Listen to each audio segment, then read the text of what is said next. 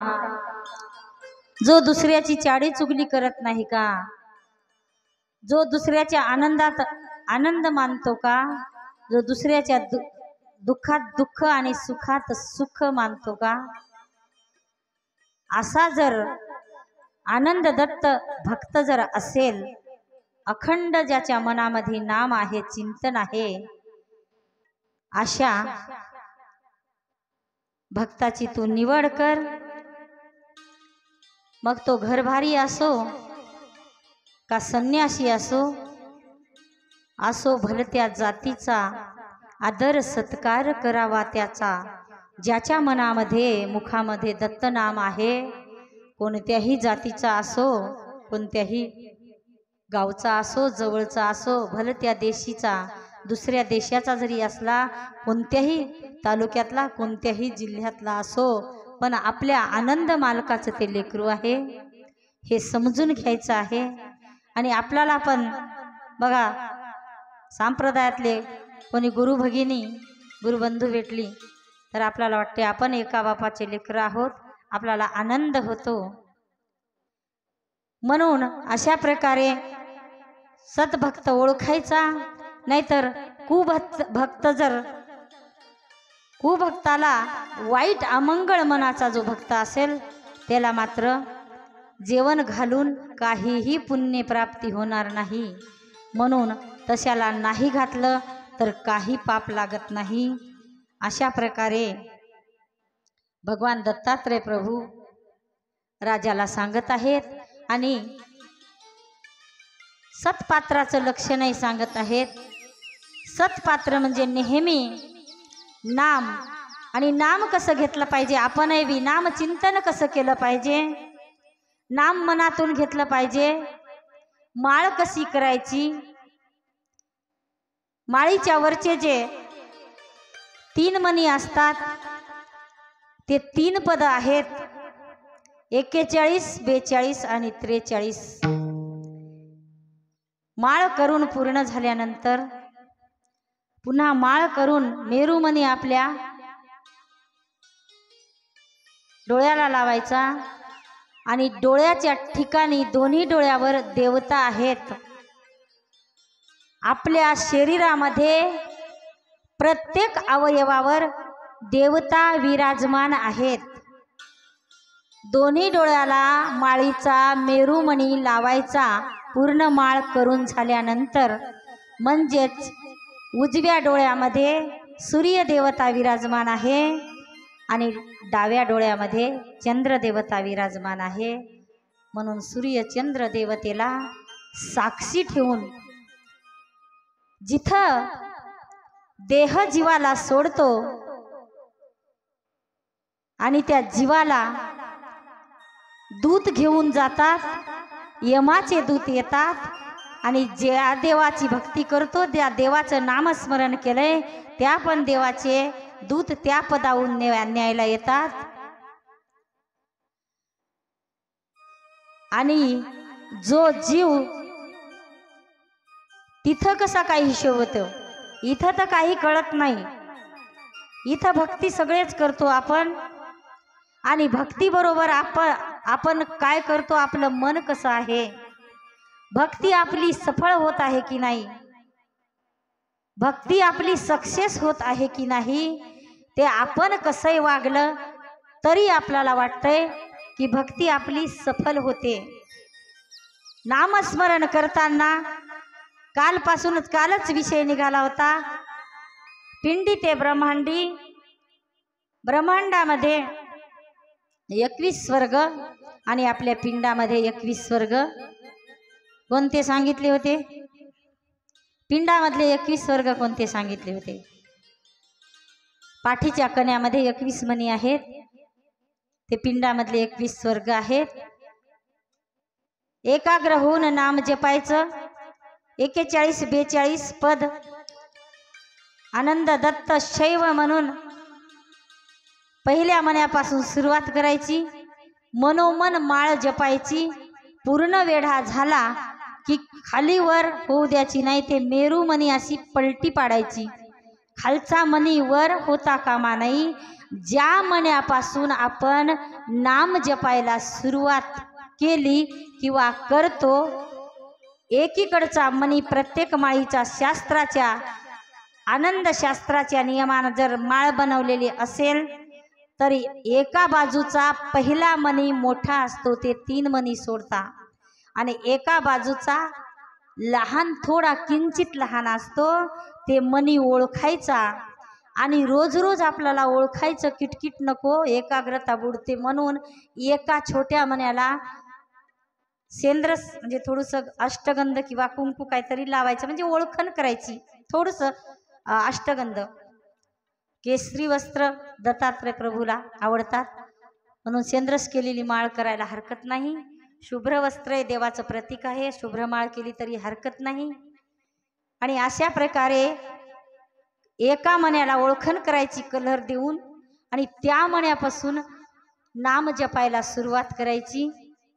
जे आपलं नाम सप्तनामापैकी जे आपलं नाम चालू असेल ते नाम जपायला सुरुवात करायची. सत्पात्र याच्याहूनच ओळखायला येते की मनोमन जे नामस्मरण करेल आणि आचरणामध्ये आपल्या जीवनामध्ये त्याचं चांगलं आचरण राहील. ती माळ पूर्ण पूर्ण पूर्ण करून झाली, पुन्हा मोठ्या मण्यावर आली की ते मेरू मण्याचे उल्लंघन करायचं नाही. मेरू मणी जे आहे त्याचं उल्लंघन करायचं नाही. त्या माळीला अशी पलटी मारायची, म्हणजेच पुन्हा ही ओळखण केलेल्या मण्यापासूनच माळ ओढायला सुरुवात करायची. मेरू मण्याचं उल्लंघन जर केलं तर आपल्या गुरुदेवांनी जे वचन दिलेलं आहे, गुरुदेवांची आपण म्हणतो ना आज्ञा पाळावी, ते गुरुदेवांचं वचन मोडून आपण नामस्मरण केल्यासारखं होतंय. म्हणून मेरू मण्याचं उल्लंघन करायचं नाही, अशी पलटी मारून पुन्हा त्याच मण्याहून मनोमन माळ करायची. आणि माळीचं मी कालपासून नाही, गेल्या 5 दिवसापासूनही सारखं सांगत आहे की माळ एकाग्रतेनं करायची. नाम तुमचं पहिलं असू द्या, चालू दुसरं असू द्या, 7 नामाच्या लाखोळ्या चालू असू द्या, नाम कोणतंही असू द्या, नाही तर मणी ओढायचे 4 आणि नाम घ्यायचं 1.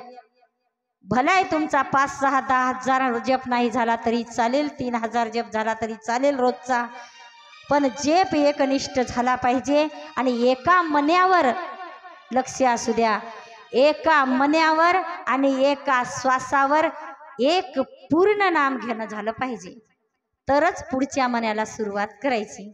आणि तेही मनोमन. नाही तर अशीच एक महिला होते, महिलांचं जास्तीत जास्त कसं एकाग्र राहणं होत नाही, करायची इच्छा असू नाही, एकाग्रतेनं म्हणजे एकांतात माळ होत नाही. काल एकांत आणि लोकांताचाही विषय झाला. एकांतामध्ये माळ करायचा प्रयत्न शक्यतोवर करायचा. ब्रह्ममुहूर्तावर उठून माळ केली तर अजून सफल होते. कितीतरी पटीनं, हजारो पटीनं, लाखो पटीनं माळ केली, नाम सफल होते. आणि ब्रह्ममुहूर्त 3 ते 6 सांगितलेला आहे आपल्या संप्रदायामध्ये, हरकत नाही. 3ला जर जपाला बसायचं म्हटलं तर 2:30ला कोण उठावं असो, हरकत नाही. 3ला, 3:15ला, 3:30ला उठून जपाला बसलं तरी चालते. फक्त एवढंच काम करा की सूर्योदयाच्या अगोदर जे प्युअर ब्रह्ममुहूर्त आहे त्या ब्रह्ममुहूर्तामध्ये आपण भगवन नामामध्ये तल्लीन झालेलं असलं पाहिजे. तुम्ही 10,000 जपाच्या ऐवजी 1,000 जरी जप केला तरी त्याच्याहूनही तो सफल होईल. 96 मिनिटं अगोदर, सूर्योदयाच्या अगोदर 96 मिनिटं ब्रह्ममुहूर्त प्युअर सापडते आपल्याला, त्याच्यामध्ये आपण जप करायचा. बरं जाऊ द्या, एवढा हिशोब कोण करायचा? 3:30 ते 5, 5:30 किंवा 3 ते 6 म्हणतो तर माळीला अर्धा-पाऊण तास लागतेच आंघोळ वगैरे करायला. चातुर्मास संपल्यानंतरही कोण्याच शास्त्रामध्ये सांगितलं नाही की नामचिंतन करायचं नाही. अखंड जिभे करी पारायण किंवा मना आनंदत्त वेळोवेळा. सातत्य, अखंड, वेळोवेळा हे शब्द वारंवार आलेले आहेत, म्हणून अखंड जप करायचा आहे. एवढंच की चातुर्मासामधला जप जास्ती सफल होते. म्हणून चातुर्मासामध्ये आपण काळजीनं करतो। गुरुचरण करती रे भ्रमण धावया दर्शन भक्तगण। गुरुचरण करती रे भ्रमण धावया दर्शन भक्तगण। जय दत्त दत्त गुरुदत्त गाती अखंड नाम स्मरण। जय दत्त दत्त गुरुदत्त गाती अखंड नाम स्मरण। गुरुचरण करती रे भ्रमण धावया दर्शन भक्तगण।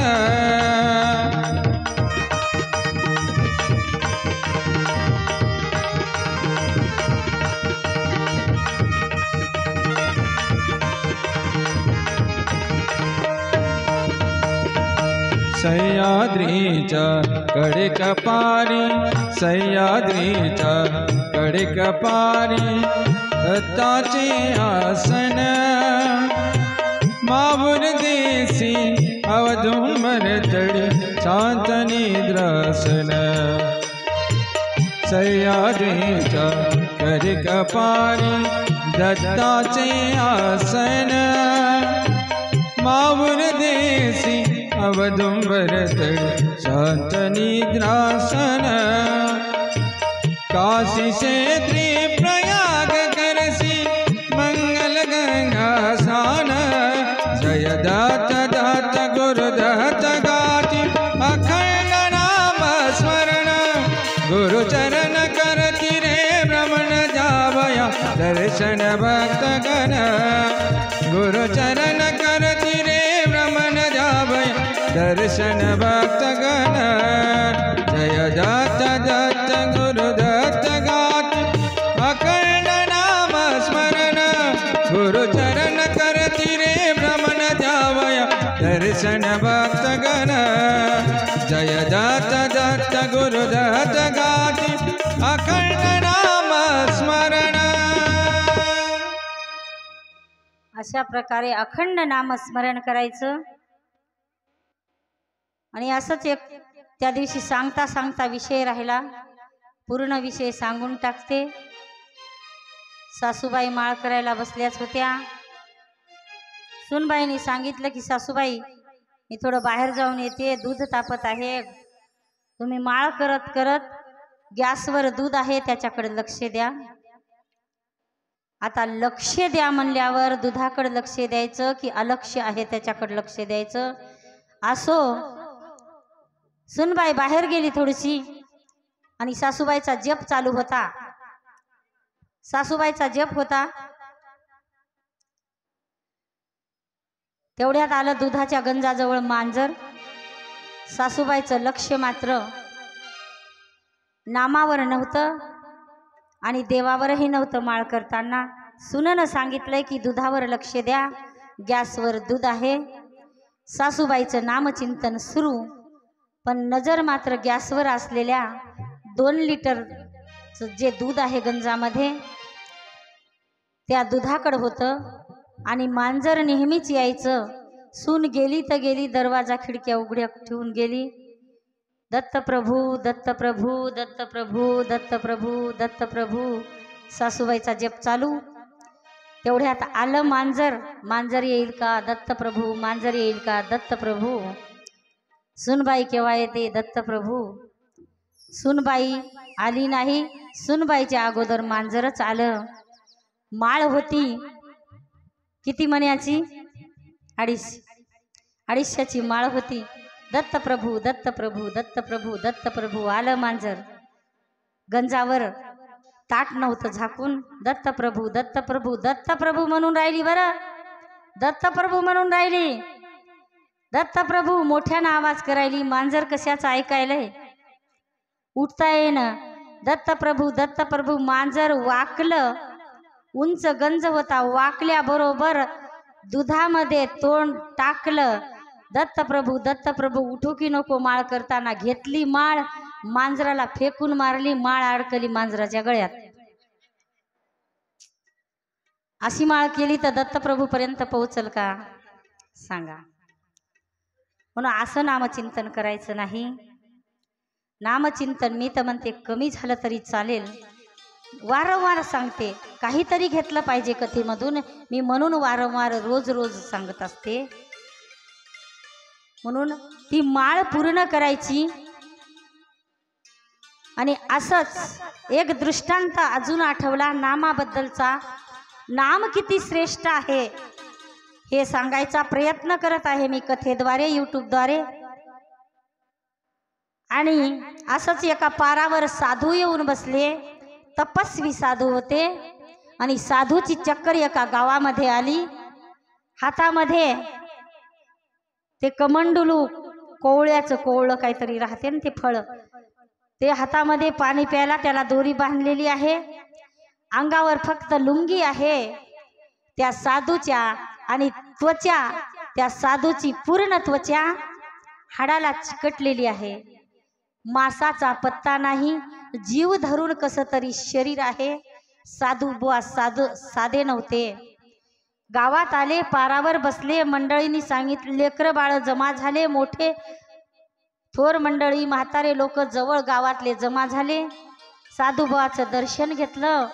आणि साधूबुवाला विचारलं की साधूबुवा तुम्ही जेवता का? हे विचारून राहिले, ते विचारून राहिले. साधूबुवांनी सांगितलं की मी जेवण तर करतो, पण माझी एक अट आहे. मी जेवण कोणाच्याही बी कुपात्राच्या घरी जेवण करत नाही. म्हणून आपण अन्नही कोणाच्या घरचं घेतलं पाहिजे. आणि असो न जेवाय गेलं तर या काळामध्ये द्वेष निर्माण होतात. असो घ्यायचं, ती गोष्ट बाजूला ठेवूया. आणि साधूबुवांना सांगितलं की मी जेवण करतो, न जेवण करायला काय झालं, पण माझं एक पथ्य आहे. मला माझ्या मनाजोगं जर भोजन भेटलं तर नक्की भोजन करेल. पण ज्याच्या इथं आतापर्यंत 21 यज्ञ झालेत त्या घरचं मी भोजन करतो. 21 यज्ञ करून त्या कुटुंबानं पुण्याची प्राप्ती केली आणि पवित्र झाले. ते कुटुंब पुण्यवान कुटुंब आहे. अशा कुटुंबामधलं मी भोजन करतो. आणि एक असेच म्हातारे काकाजी आपल्या घरी गेले. भक्त होते, ते दत्त महाराजांचे भक्त होते. आणि घरचं कुटुंब भक्तिमय वातावरण होतं. अतिथी देव भव, अतिथीमध्ये देव बघायचा. जसं म्हणतो जीव आनंदाचा, आनंद जीवाचा. ज्या जीवामध्ये, ज्या शरीरामध्ये, ज्या देहामध्ये, ज्या कायेमध्ये जीव आहे, आनंद महाराजांचा अंश, त्याच्यामध्ये मालकाचं रूप बघणं. म्हणलं तर आम्ही गेल्या 6 दिवसापासून अतिथी देव भव म्हणजे अतिथीला देव कसं मानाव ते या दत्त मंदिरामध्ये बघतच आलो. आणि अशा प्रकारे म्हातारा घरी गेला आणि सुनला म्हटलं. सून फार लाखोळ्या भरणारी होती, धार्मिक होती, सांप्रदायिक घराण्यातली मुलगी होती. आणि बाई असा सगळं एक पारावर महाराज आलेत आणि फार रोड आहेत, जग आहेत. आणि त्या महाराजांना म्हटलं जेव्हा, तर ते म्हणाले की मी 21 यज्ञ ज्या घरी झालेत त्या घरचंच अन्न घेतो, नाहीतर असाच नामस्मरणावर मी जगत आहे. 21 यज्ञ झालेलं कुटुंब मला अजून मिळालं नाही, म्हणून माझी तब्येत अशी आहे. झाडपाला कधी खातो, रस पितो, कंदमुळं खातो. आणि असं पवित्र कुटुंब भेटलं, वर्षातून एखादं भेटते तर भोजन करायला मिळते, नाहीतर नाही. असं माझं तप चालू आहे. तर सून म्हणली मामाजी असं जर असेल तर ते नक्की जेवतील आपल्या घरी.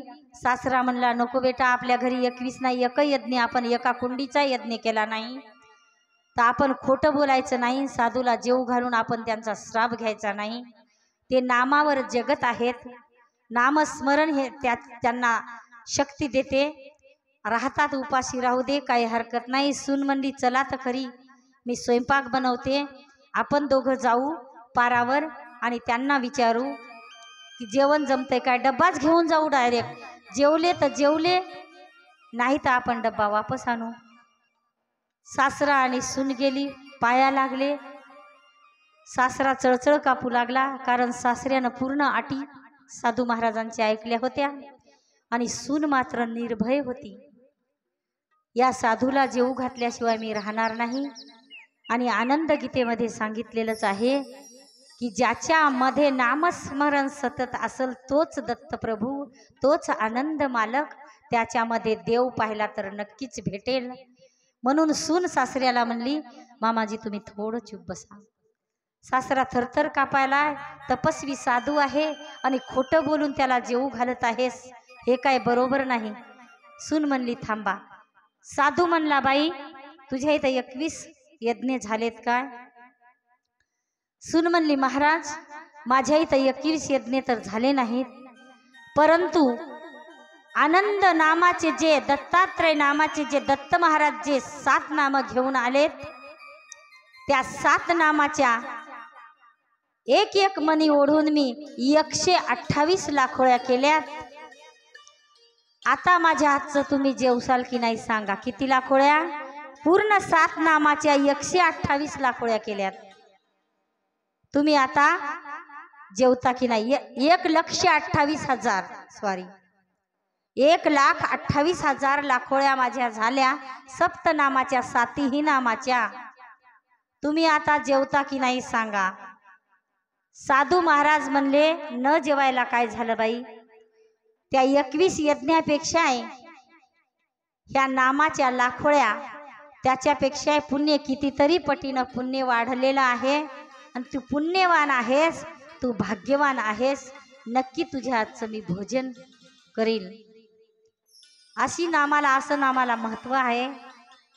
म्हणून जरी यज्ञ याग सांगितला नाही कलियुगामध्ये, कलियुगामध्ये नामस्मरण आणि अन्नदान सांगितलेलं आहे.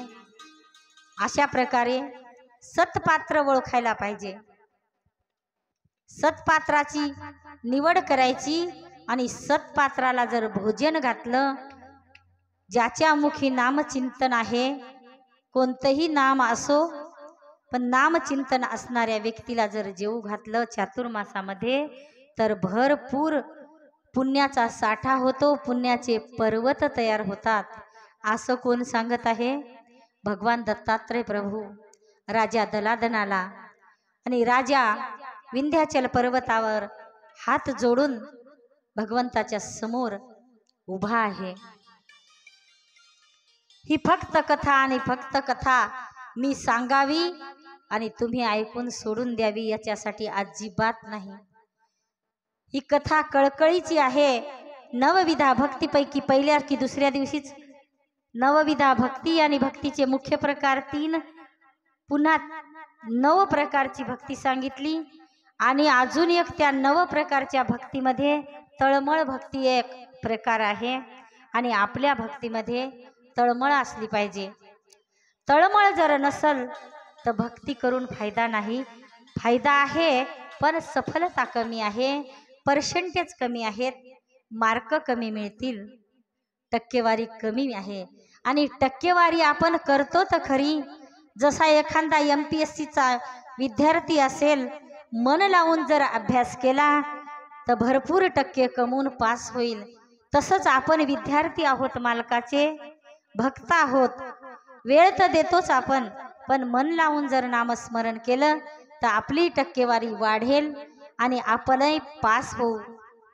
आणि पास झाल्यानंतर आपल्यालाही उच्च पदाची प्राप्ती होणार आणि आपणही विराजमान त्या पदावर होऊ. जसा विद्यार्थी जर MPSC UPSC मध्ये जास्त मार्कानं पास झाला तर त्याला उच्च पद मिळते, अधिकारी होतो. आपणही मोक्षाचे मिराशी म्हणजे अधिकारी होऊ. म्हणून कथेमध्ये सांगकामेपणा केला नाही पाहिजे. कथेमध्ये खरंच मनानं काहीतरी कृती वाढवली पाहिजे, आपल्यामधली कृती वाढवली पाहिजे. कथा असो, गुरुदेवांनी सांगितलेली भक्ती असो. जसं एखाद्या शाळेमध्ये पहिल्या वर्गातल्या KG1 KG2 KG1 मधल्या विद्यार्थ्याला 10वी पर्यंत वर्षभर शिकवतात. KG2 मधल्या छोट्या मुलाला शिक्षक मॅडम शिकवते आणि 10वी पर्यंत वर्षभरात तू शिकून कंप्लीट कर बाबा म्हटलं आणि त्यानं 10 आकड्यापर्यंत शिकलं. 1 2 3 4 9 म्हणजे क्रमाक्रमानं 10 पर्यंत. आणि 11वा 12वा आकडा त्यानं जर मनानं शिकला तर शिक्षक किंवा त्याची मॅडम आहे ते नाराज होणार की खुश होणार. म्हणून कमी भक्ती जास्त अवघड भक्ती सांगितलेली नाही आणि शास्त्रामध्ये सोपी भक्ती सांगितलेली आहे. आणि सोप्या भक्तीने आपलं मन तृप्त होत नसेल, आपल्याला छंद असेल तर आपण भक्ती सांगितल्यापेक्षा भक्ती जर वाढवली ती सफलच होणार आहे.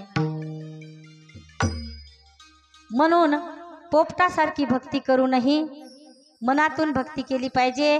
एक आश्रम होता आणि आश्रमावर महाराज राहत होते. सुंदर असा जंगलामध्ये आश्रम आणि महाराजांनी पोपट पाळला होता.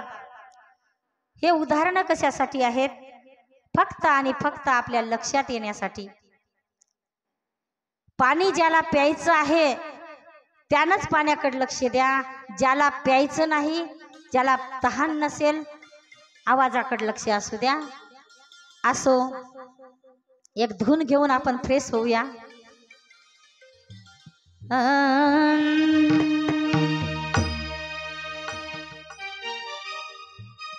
दत्त माझा माझा माझा माझा माझा देव माझा माझा माझा माझा माझा दत्त माझा माझा माझा माझा माझा देव माझा मी देवाचा. माझा माझा माझा माझा माझा देव माझा मी देवाचा. दत्त माझा माझा माझा माझा माझा दत्त माझा मी देवाचा. दत्त माझा माझा माझा माझा माझा दत्त माझा मी दत्ताचा. देव माझा माझा माझा माझा माझा दत्त माझा मी दत्ताचा. दत्त माझा माझा माझा माझा माझा दत्त माझा मी दत्ताचा. दत्त माझा माझा माझा माझा माझा दत्त माझा मी दत्ताचा.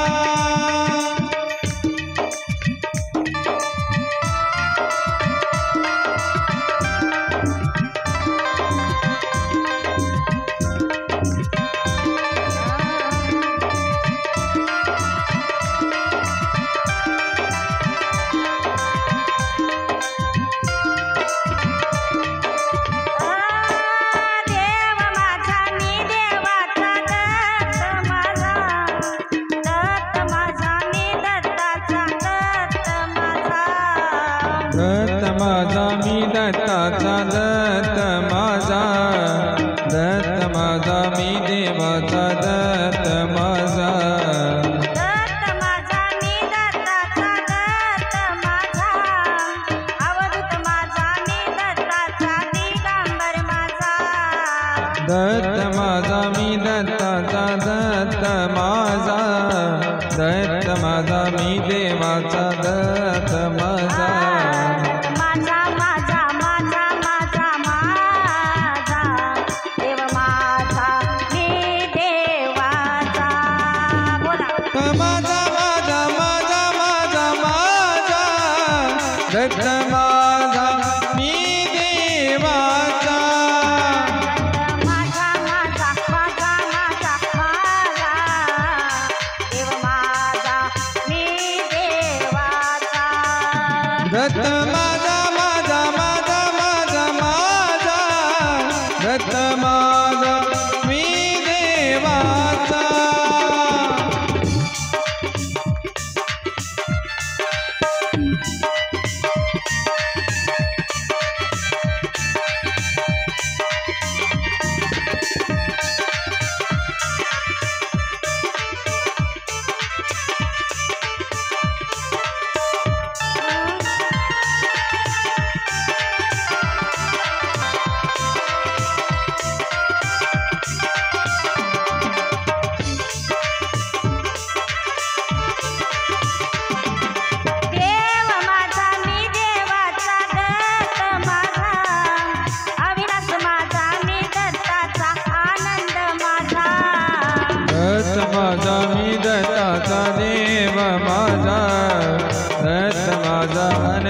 माझा मी आनंदाचा दत्त माझा माझा माझा माझा माझा देव माझा मी देवाचा दत्त माझा माझा माझा माझा माझा दत्त माझा मी देवाचा दत्त माझा माझा माझा माझा माझा माझा माझा माझा माझा देव माझा मी देवाचा दत्त माझा माझा माझा माझा माझा दत्त माझा मी दत्ताचा दत्त माझा मी दत्ताचा दत्त माझा मी दत्ताचा वाणी वाणी और पानी में वाणी और पानी दोनों में छवि नजर आती है। ध्यान देना शब्दों पर। वाणी और पानी दोनों में छवि नजर आती है।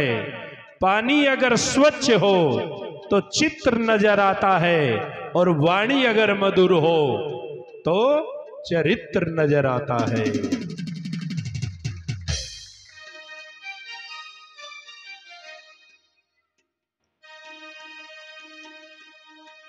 दत्तात्रेय महाराज के जय। अशा प्रकारे ध्यान नामस्मरण करताना मनामध्ये दूध असू नये, मांजर असू नये, सून असू नये, काहीही संसारातल्या गोष्टी असू नये, दत्त माझा आणि मी दत्ताचा, देवा तू आणि मी सोहम दोघच आपण आहोत। याच्यामध्ये माझा संसार नाही आणि संसारातल्या कोणत्याही गोष्टी नाहीत असं मनामध्ये धरून नामस्मरण केलं पाहिजे। असो आपण वारंवार ऐकतो, एका जागी अशीच गेले एका गावामध्ये आणि एक काकाजी आले, ताई म्हणले चला आमच्या घरी। काकाची वेळ नाही, नाही नाही चला चला ताई चहा प्यायला चला। जसं आता आग्रह करत आहेत महिला मंडळ रोज, त्याप्रमाणे काकाजीच्या घरी गेली। आमच्या गावात वर्षातून 3 संप्रदाय आहेत ताई, शिवमार्ग, वैष्णव मार्ग आणि आनंद मार्ग। 3 मार्गाचे 3 सप्ते होतात आणि 3ही सप्त्यामध्ये प्रवचन, कीर्तन, कथा, शास्त्र वाचन, विश्लेषण मी 3ही सप्त्यामधून काहीही सोडत नाही। एकाही कीर्तनकाराचं कीर्तन मी सोडत नाही ताई। बोलत बोलत गेलो, घरी बसलो, चहा पाणी केलं, सुनबाईनं चहा आणला आणि फार माझी भक्ती झाली। फार मी कथा ऐकल्यात, कीर्तन ऐकले। सुनबाईनं चहा केला आणि चहा नुसत्या दुधामध्ये काय टाकलं होतं, पत्ती टाकली होती, चहा पावडर। चहा चांगलाच होणार ना। चहा पावडर फक्त दुधामध्ये उकळलं, घट्ट असा सुपर चहा करून आणला, मला दिला, मी पिला, पण मी काहीच म्हणले नाही। काही म्हणा लागत होतं का एवढा घट्ट चहा आणल्यावर? महिला मंडळ लक्षात यायले ना, चहामध्ये काय टाकलं होतं, दूध आणि पत्ती। म्हाताऱ्यानं चहा पिला, एक घोट घेतल्या बरोबर कप बसी सुनच्या अंगावर फेकून मारी ताड। का बरं? साखर नव्हती त्याच्यात। मी मनातल्या मनात म्हणलं, बाई चहा फिक्का झाला, याच्यात थोडी साखर टाकून आण म्हटलं। सून आणत होती, चुकतंय। मनातल्या मनात म्हणलं, काकाजीनं एवढ्या सप्त्यामध्ये कीर्तन, प्रवचन, शास्त्राचा अर्थ सर्वच ऐकलंय, पण फरक काहीच नाही। काम, क्रोध, मद, मत्सर या गोष्टी षडरिपूपैकी क्रोध नावाचा रिपू 25% कमी न झाल्यावर किती कीर्तन कथा ऐकून काहीच फायदा नाही। म्हणून एक आश्रम होता, आश्रमावर महाराज होते, महाराजांनी पोपट पाळला होता। आज कथेमध्ये, उद्या फार कथा खूप चांगली आहे। आजच्या कथेमध्ये सुपात्र, सत्पात्र आणि कुपात्र हे वर्णन आलेलं आहे आणि कथेमधला सारांश थोडक्यात आहे। म्हणून आज तुम्हाला बाहेरचं जे आहे लक्षात येण्यासाठी बरं का, लक्षात येण्यासाठी थोडं जास्त ऐकायला मिळणार आहे. आणि उद्याच्यासाठी बसवण्णाची कथा फार सुंदर आहे. म्हणून पोपट पाळला होता. गुरुदेव त्या पोपटाला रोज सांगायचे, अरे पोपटा. पोपटाही म्हणायचा, अरे पोपटा, अरे पोपटा, अरे पोपटा, एक दिवस तू पिंजऱ्यातून माझ्या गैरहजेरीमध्ये पिंजऱ्याचं जर दार उघडं राहिलं चुकून माझ्याच्याने, तर तू त्याच्यातून उडून जाशील आणि तू जंगलात उडून जाशील. तुला पारधी तुझा घात करतील. नलिका यंत्रावर पारध्याच्या बसशील. जसं उंदर घुसा राहतात ना, त्याचा पिंजरा राहतो आणि आपण उंदर पकडायचे पहिले, तसं पोपट पकडत असतो पारधी जंगलात जाऊन. पक्षी पकडायचे, चित्र पकडायचे. आणि हे पोपटा, तू त्या जंगलात जाशील, पारध्याच्या नलिका यंत्रावर बसशील आणि त्या यंत्राच्या मध्ये तू फसशील आणि पारधी तुला पकडेल, तुझा घात होईल. पोपटही म्हणायचा, हे पोपटा, माझं नीट लक्षात घे. मी तुला वारंवार सांगत आहे की तू पिंजऱ्यातून उडून जाशील. तू जरा सावध राहा. एक दिवस जंगलात जाशील आणि पारध्याचे जागोजाग पक्षी पकडण्याचे नलिका यंत्र बसवलेले जंगलात असतील आणि तू एका कोणत्याही नलिका यंत्रावर बसला की तू त्याच्या पिंजऱ्यात फसशील. पारधी तुला भाजून उकडून खाईल, तुझा घात होईल. म्हणून तू सावध राहा.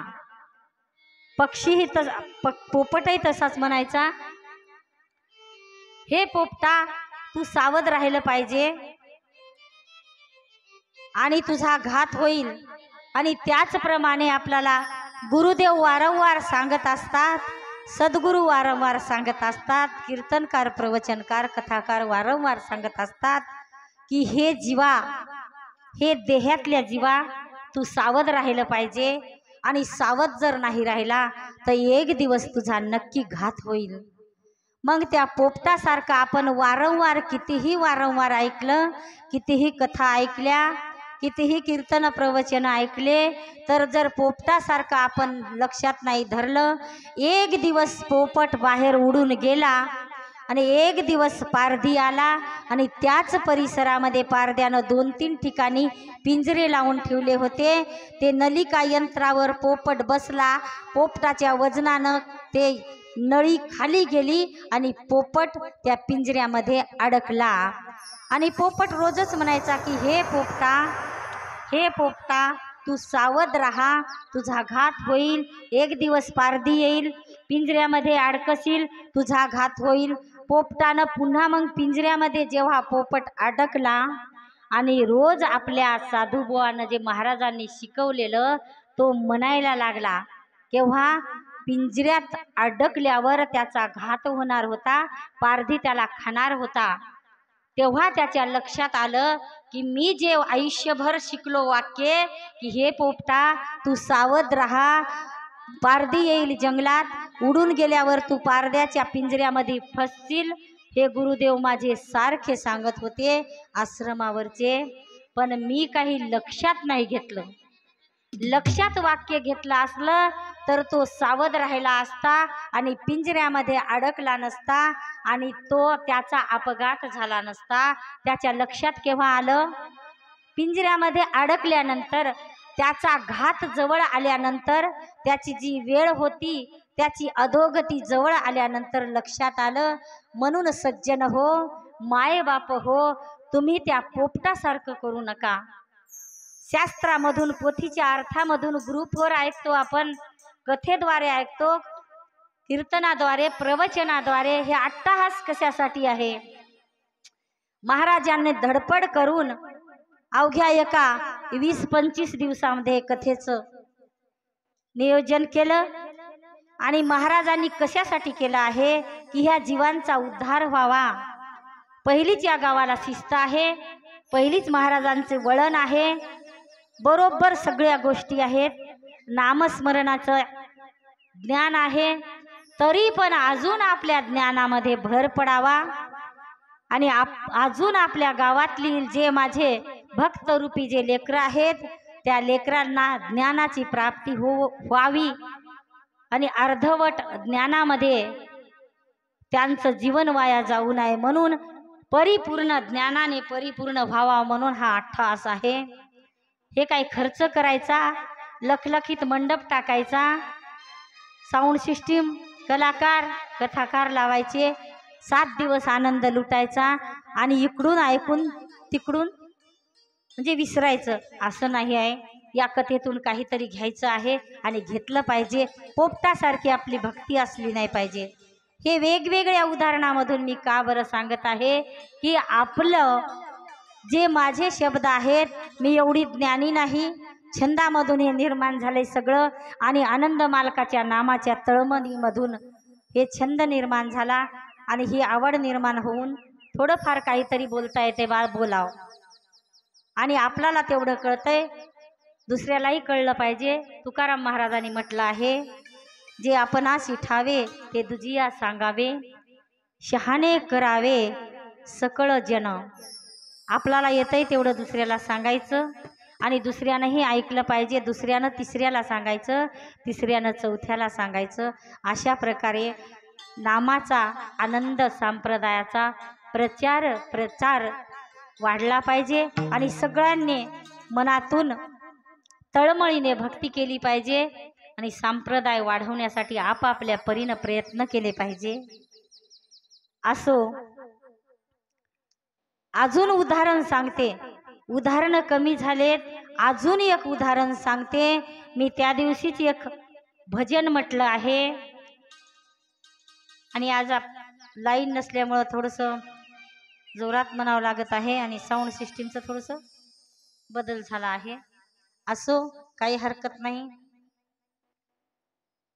गुरुदेव, गुरु म्हणजे दत्त गुरु, गुरु म्हणजे गुरुला जर आपल्याला बघता येत नसल, दत्त प्रभूपर्यंत पोहोचता येत नसल अज्ञानीपणामुळे, तर आपले जे गुरुदेव आहेत, आपले सद्गुरू आहेत, त्यांच्यामध्ये देव बघितला तरी सफल भक्ती होते।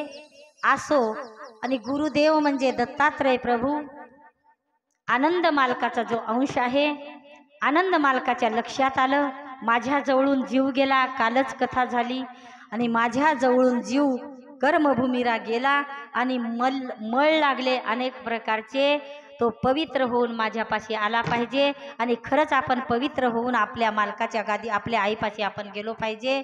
ते जाण्यासाठी लगन लागली पाहिजे, आवड निर्माण झाली पाहिजे, छंद निर्माण झाला पाहिजे, कामधंदा करताना नामस्मरण केलंच पाहिजे आणि भगवंताशी लगन लागली पाहिजे।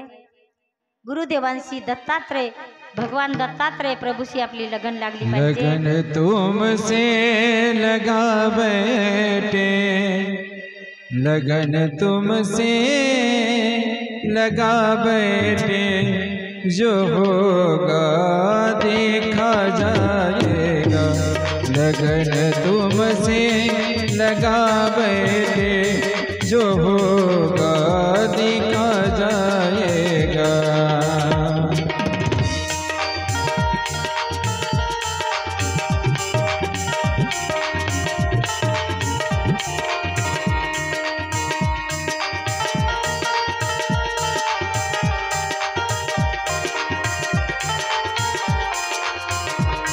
जो होगा देखा जाएगा, जो होगा देखा जाएगा, जो होगा देखा जाएगा।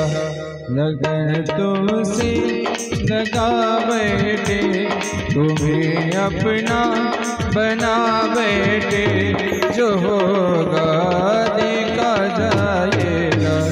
लगन तुमसे लगा बैठे, जो होगा देखा जाएगा।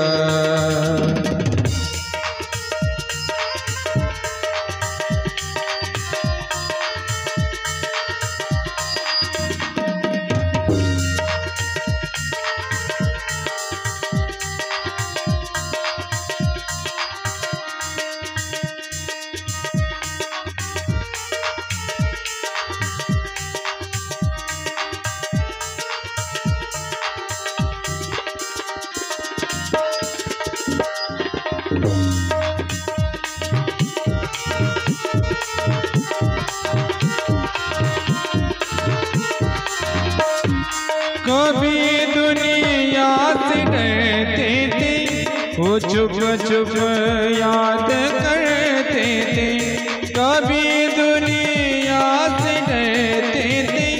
वो चुप चुप याद करते थे, वो चुप चुप याद करते थे।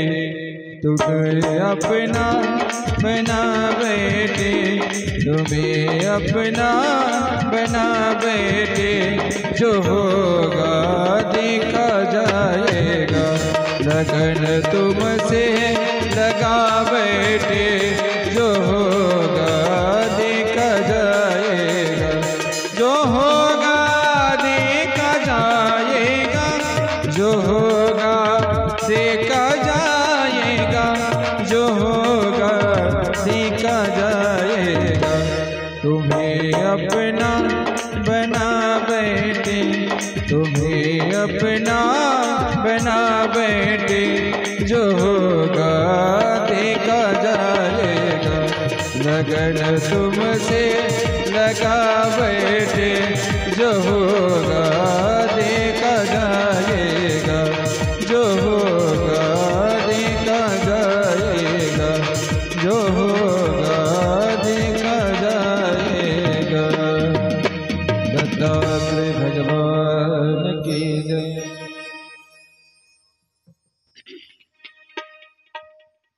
जे होईल ते पाहून घेता येईल। हे भगवंता, तुझं ध्यान करत बसलो आहे आणि गोड ध्यान लागलेलं आहे। जे व्हायचं ते होऊ द्या असं म्हणून आपण भक्ती केली पाहिजे, नामस्मरण केले पाहिजे। आपण आता कथेकडे वळणार आहोत। भगवान दत्तात्रेय प्रभू राजा दरादनाला सांगत आहे, चातुर्मासाचं पुण्य, चातुर्मासामध्ये अनेक लाखोळ्या भरल्या पाहिजे। कुपात्र आणि सत्पात्र। कुपात्र कसा असेल त्याची ओळख सांगितलेली आहे आणि सत्पात्राची खूण सांगितलेली आहे।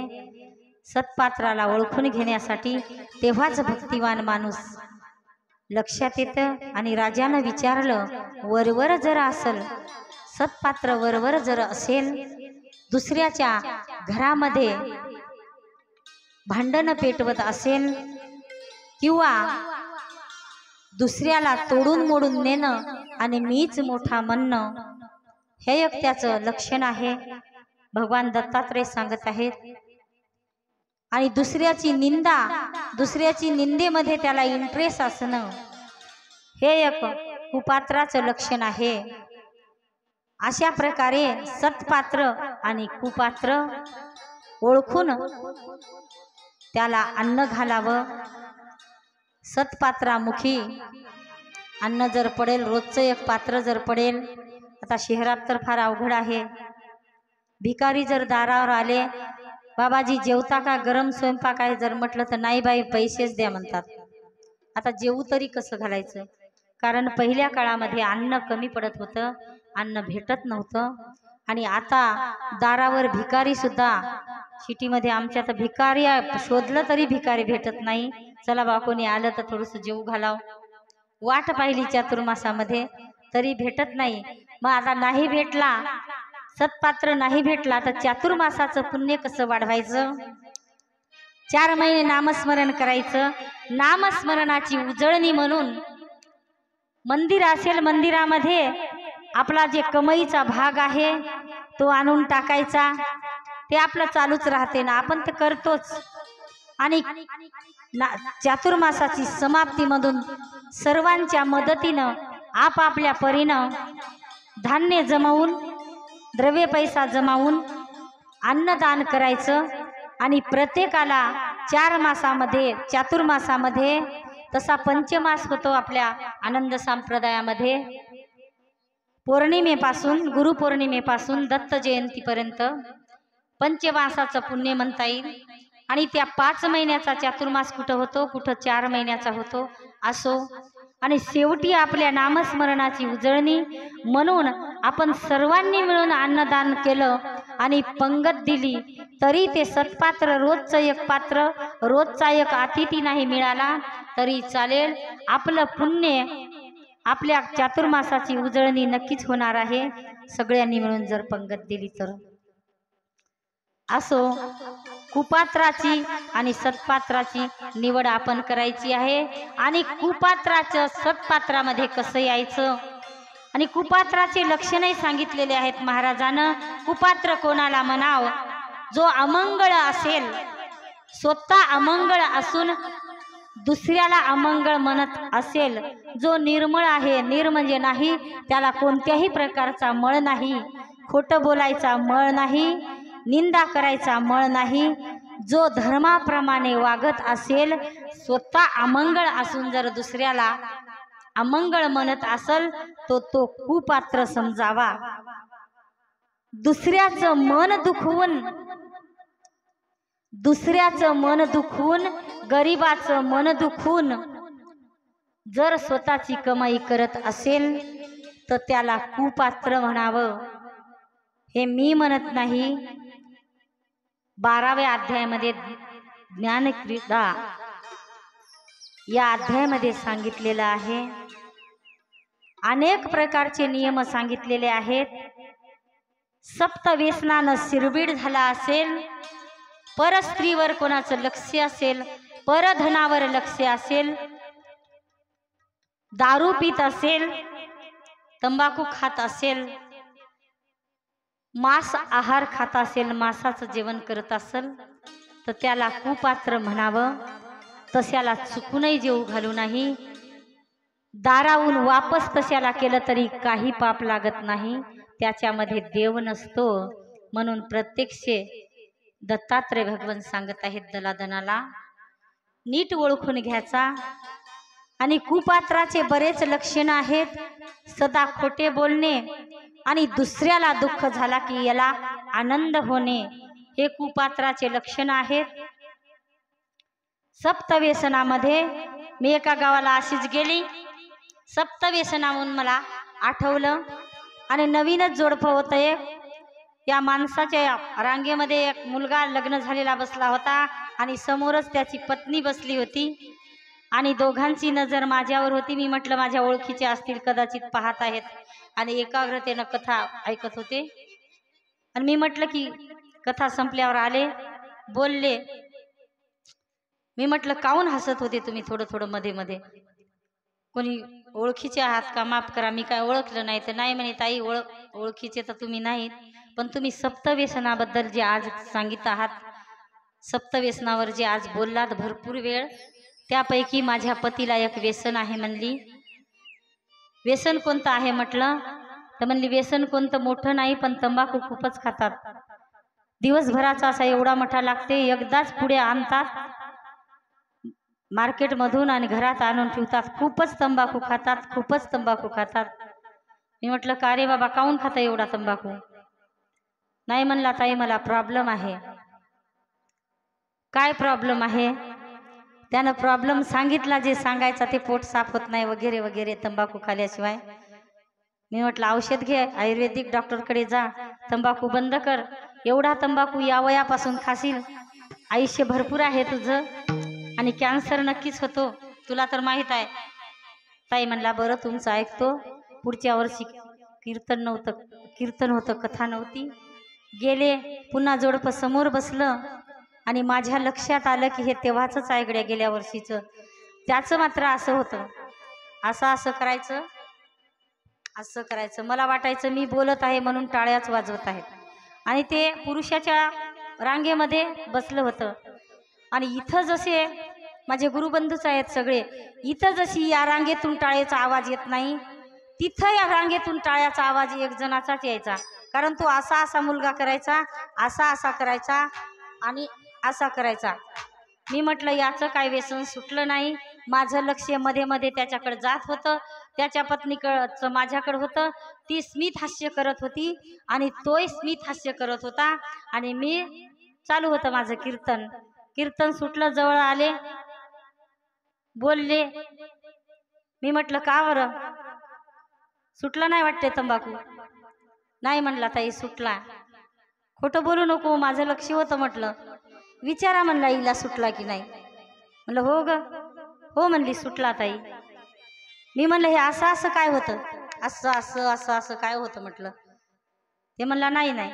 ती म्हणली अहो ते का सवय लागली, असं केलं की खाल्यावानी वाटत होता पण खरंच सुटलाय. मग हे कर्म इंद्रिय आहेत, वर ज्ञान इंद्रिय 5 आहेत. कर्म इंद्रिय आहे, कर्म इंद्रियाला व्यसनाची सवय लागते, असं केल्याशिवाय करमत नाही. आणि जे आपल्यामध्ये ज्ञान इंद्रिय आहे आणि 10 कर्म इंद्रिय 5, ज्ञान इंद्रिय 5, 10 इंद्रियाचा जो राजा आहे मन, त्या मन राजाला, मन नावाच्या इंद्रियाला भगवंताच्या नामाचं वळण का लागत नाही. एवढे प्रयत्न करून आपल्या कर्म इंद्रियाला जे लागू नाही ते वळण लागतात,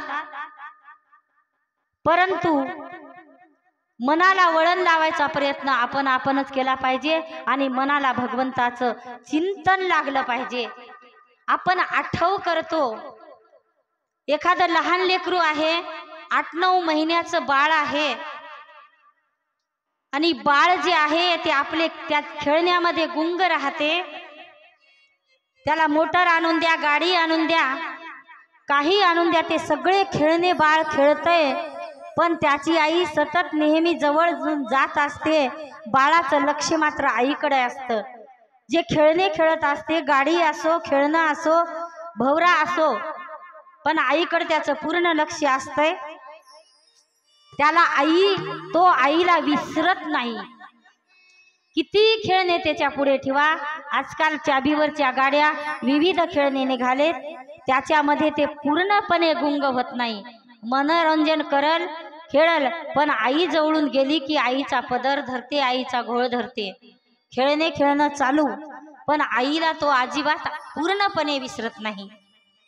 एखादं 2 वर्षाचं लेकरू असू द्या आणि 2 वर्षाच्या लेकराला विचारा की बाळा तुझ्या आईचं नाव काय आहे, ते म्हणेल का थांबा माझ्या आईचं नाव, मला आई आहे का, माझ्या आईचं नाव, मला आई आहे का गड्या, असं म्हणेल का? नाही, अजिबात नाही. तो पटकन आईचं नाव सांगेल, कारण तो आईला विसरलेलाच नसतो. तसंच आपण भगवंता म्हणजे आपली आई, त्या आईला आपण विसरूच नाही. ज्याचा आठव करावा लागतो, ज्याचा आठव आपल्याला का बरं करावं लागतंय, नामस्मरणाच्या रूपामध्ये आपण ज्याला विसरतो त्याचा आठव करायची वेळ येते.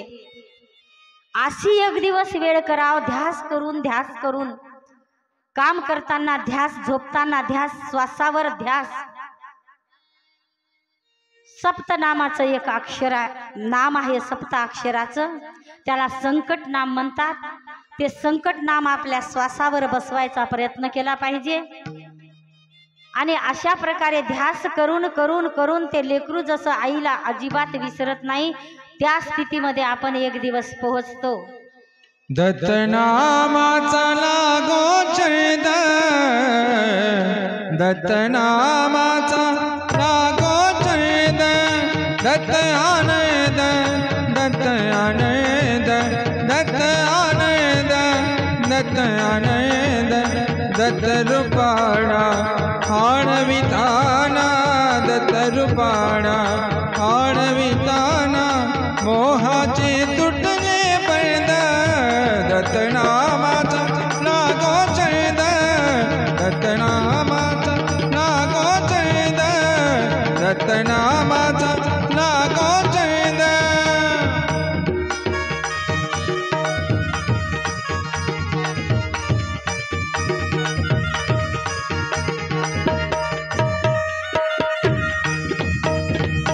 दत्त बगावा दत्तच गावा, दत्त बगावा दत्तच गावा, पदोपदी मज दत्त दिसावा, पदोपदी मज दत्त दिसावा.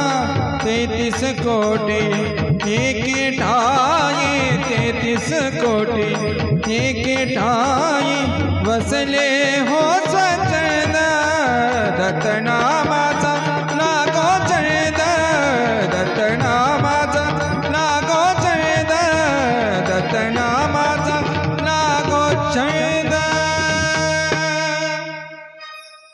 दत्तनामाचा लागो छंद, छंद लागल्याशिवाय काही नाही.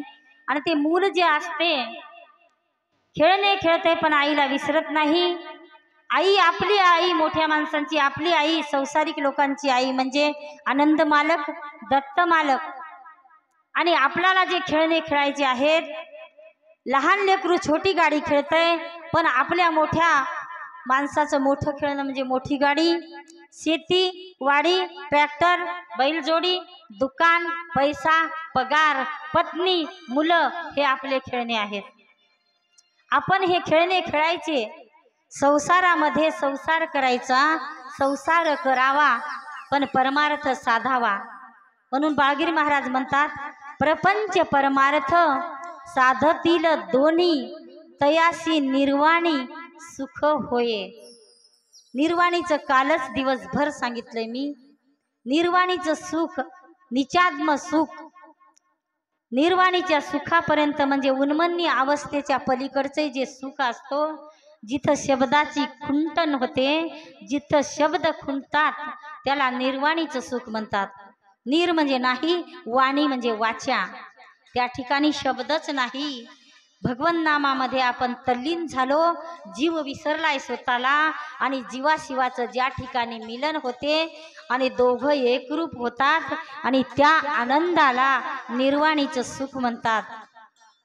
तसंच आपण प्रपंचामध्ये बाळगीर महाराज म्हणतात, परपंच परमार्थ साधतील दोन्ही, तयासी निर्वाणी सुख होये.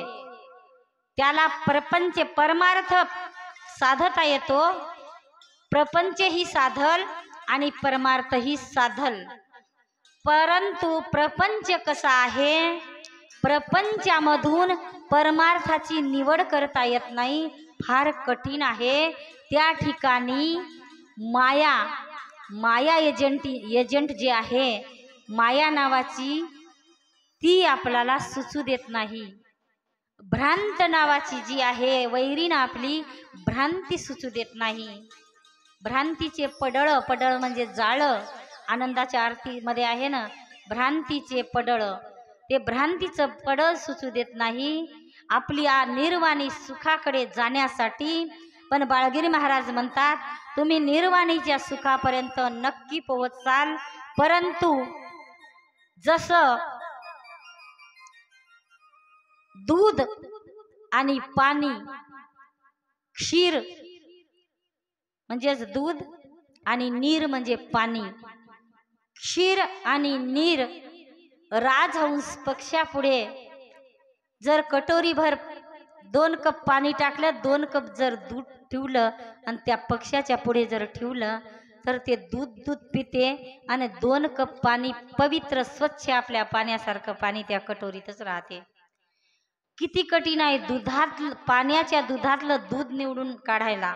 मग तेवढंच कठीण आहे प्रपंचामध्ये राहून परमार्थाची निवड करण्यासाठी काय करावं लागते. प्रपंच परमार्थ साधतील दोन्ही आणि दोन्ही साधा परमार्थाकडे वळायचं आणि प्रपंचामध्ये अंधार पडायचा नाही. दोन्ही सांभाळायचं आहे, राजअंश पक्षासारखं करायचं आहे. प्रयत्न केले तर तेवढं कठीण सुद्धा साधेल. आपण साधक आहोत. साधक, साधना आणि साध्य, आपण साधक आहोत. साधनाच्या द्वारे त्या भगवंतापर्यंत पोहोचायचं आहे. म्हणून प्रपंच म्हणजे आपला संसार आहे आणि त्यातील परमार्थ निवडून काढायचा आहे. संसार करावा नीटका, कुठे नसावा फाटका. संसार करायचा आहे, पत्नी आहे, मुलं आहे, सोयरे आहेत, धायरे आहेत, लग्न आहे, वास्तू आहे, बारसं आहे, तेरवी आहे, समाज आहे, सगळं करायचं आहे. परंतु जो आपल्या मनामध्ये जे जसं ते लहान बाळ खेळणे खेळते, हे समाजाचे खेळणे, हे लग्नाचे खेळणे, सोयरिकीचे खेळणे, मुलाबाळांचे मुलांच्या शिक्षणाचे खेळणे, सर्व त्यांचं पाहायचं आहे. आतून मात्र जे गुरुमाऊली जसं लेकरू आईला विसरत नाही तसा त्याचा ध्यास करायचा आहे, तर तुम्हाला दोन्ही साधतील. अजून याच्याही पुढे जाऊन जर सांगायचं असेल तर बाळगिरी महाराज म्हणतात, वत्स जैसे धेनुसी पाडस हरणीशी तैसा करी ध्यास निज नामाचा। निज नाम बघा, बीज नाम निज नाम।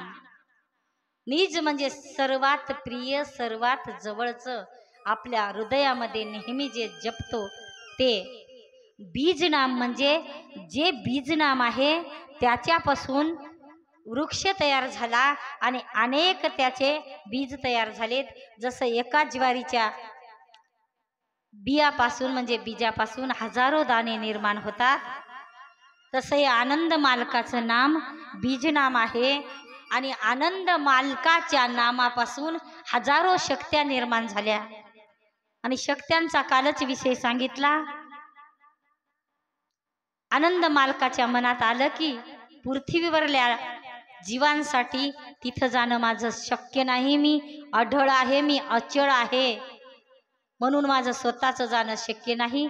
माझ्यातली एक शक्ती थोडीशी काढतो, माझ्यातला अंश काढतो आणि दत्ताच्या रूपाने, दत्त नाव देतो, दत्ताच्या रूपाने कर्मभूमीवर पाठवतो। 7 नाम भक्ती ज्ञान वैराग्य आणि 7 नाम घेऊन आनंद मालकानी दत्त मालकाला कर्मभूमीवर पाठवलंय।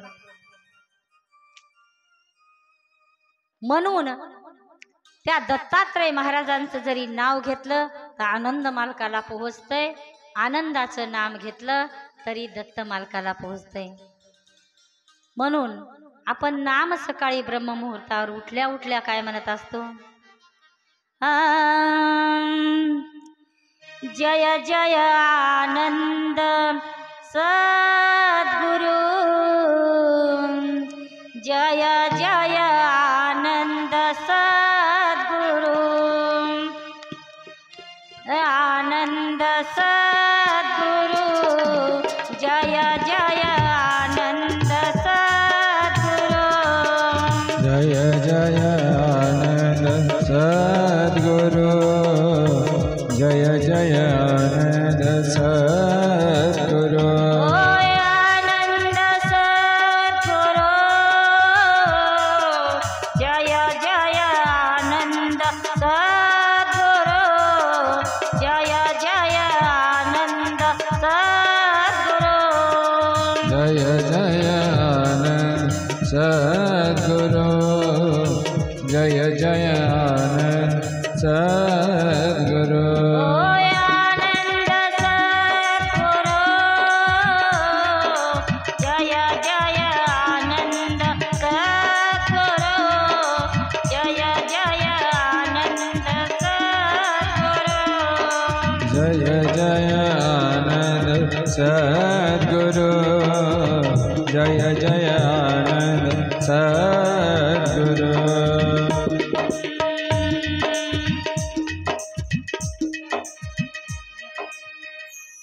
अशा प्रकारे आनंद म्हणजे आनंद मालक, सद्गुरु म्हणजे जो सत आहे, जो सत्य आहे, सत्य अधिक गुरु, सद्गुरु म्हणजे दत्त महाराज।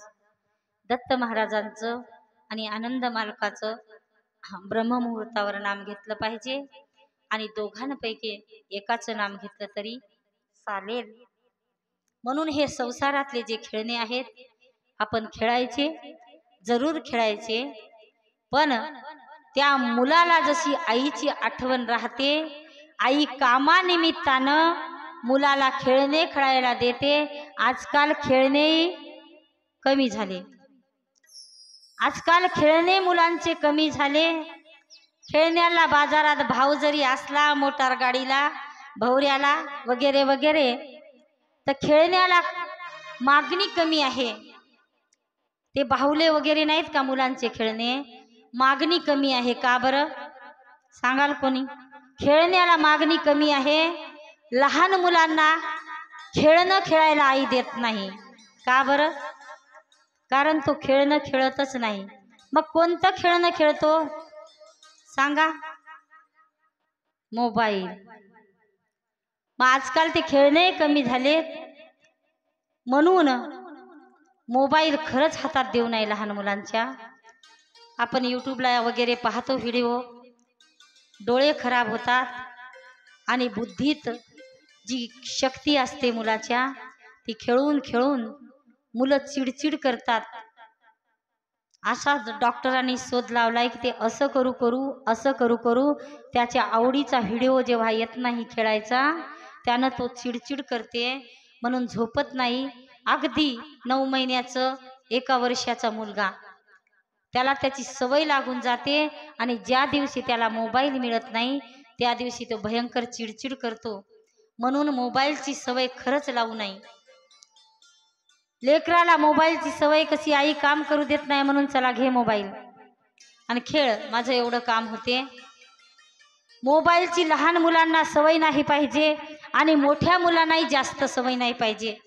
बघितलं तर अभ्यास बातम्या राजकारण वगैरे थोडंफार अध्यात्म बघलं पाहिजे लहान मुलांना मुलींनी आणि ते आपल्या आईनं सांगितलं पाहिजे। आणि मुलांनी प्रत्येक आईजवळ मोबाईल नसते, मुलं मोठे झाल्यावर मुलाजवळ मोबाईल असते तर मुलांनाही आईला एखादा व्हिडिओ आध्यात्मिक सांगितलं दाखवला पाहिजे की आई हे सुंदर कथा चालू आहे किंवा सुंदर कीर्तन आहे अमुक अमुक भागामध्ये हे बघ बरं आपल्या संप्रदायाचा आहे किंवा कोणत्याही भगवंताचा असेल तर असं थोडंफार आईला मोबाईल दिला पाहिजे। जे आईपाशी मोबाईल ग्रामीण भागामध्ये प्रत्येकापाशीच मोठा मोबाईल नसतो आणि एकमेकाला मोबाईल मधलं काही सांगितलं पाहिजे। मी त्या दिवशीच सांगितल्याप्रमाणे कुटुंबामध्ये विचारांची देवाणघेवाण जर असली तर कलह कमी होतात म्हणजे होतच नाहीत। काही सर्वांनी मिळून पाहिलं पाहिजे, सर्वांनी मिळून खाल्लं पाहिजे। विषय चालू आहे खेळण्याचा। ते बाळ जसं खेळणे खेळतो आणि त्या बाळ खेळण्यामध्ये तल्लीन होत नाही आईची आठवण राहतेच तशी आपल्या खेळण्यांमध्ये तल्लीन न होता आपल्या त्या आईची आठवण राहिली पाहिजे आणि सर्वांनी मिळून त्याचा धावा केला पाहिजे। आणि धावा करून एवढ्याच्याही पुढे जर जायचं असलं आपल्या जीवनामध्ये आपण समाजामध्ये जीवनामध्ये चांगलं वागायचा प्रयत्न केला पाहिजे। 4 गोष्टी कोणाला चांगल्या सांगाव्या, 4 गोष्टी कोणाच्या चांगल्या ऐकाव्या। आणि महिला मंडळींनी सिरियलीवरचं मन कमी करावं। सिरियली अजिबात खरंच पाहू नये। सिरियलीचा विषय निघाला भौतिक वातावरणामधलं। मी रोज रोज असं काही जास्त सांगत नाही आहे पण आज आपल्याला ते जे अध्याय आजच्या दिवसाचा 6व्या दिवसाचा जो अध्याय आहे सत्पात्र आणि कुपात्र एवढंच राजाला महाराज सांगत आहेत आणि तेवढं जवळपास तुमच्या 60-70% लक्षात आलेलं आहे। असो माझ्या इथे एकदा एक पाहुणीन आली।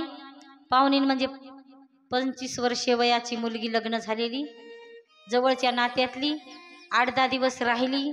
राय बेटा म्हटलं मलाही मुलगी नाही नंदेची सून होती ती राहिली छान आई आई करायची मी तिला जीव लावायची।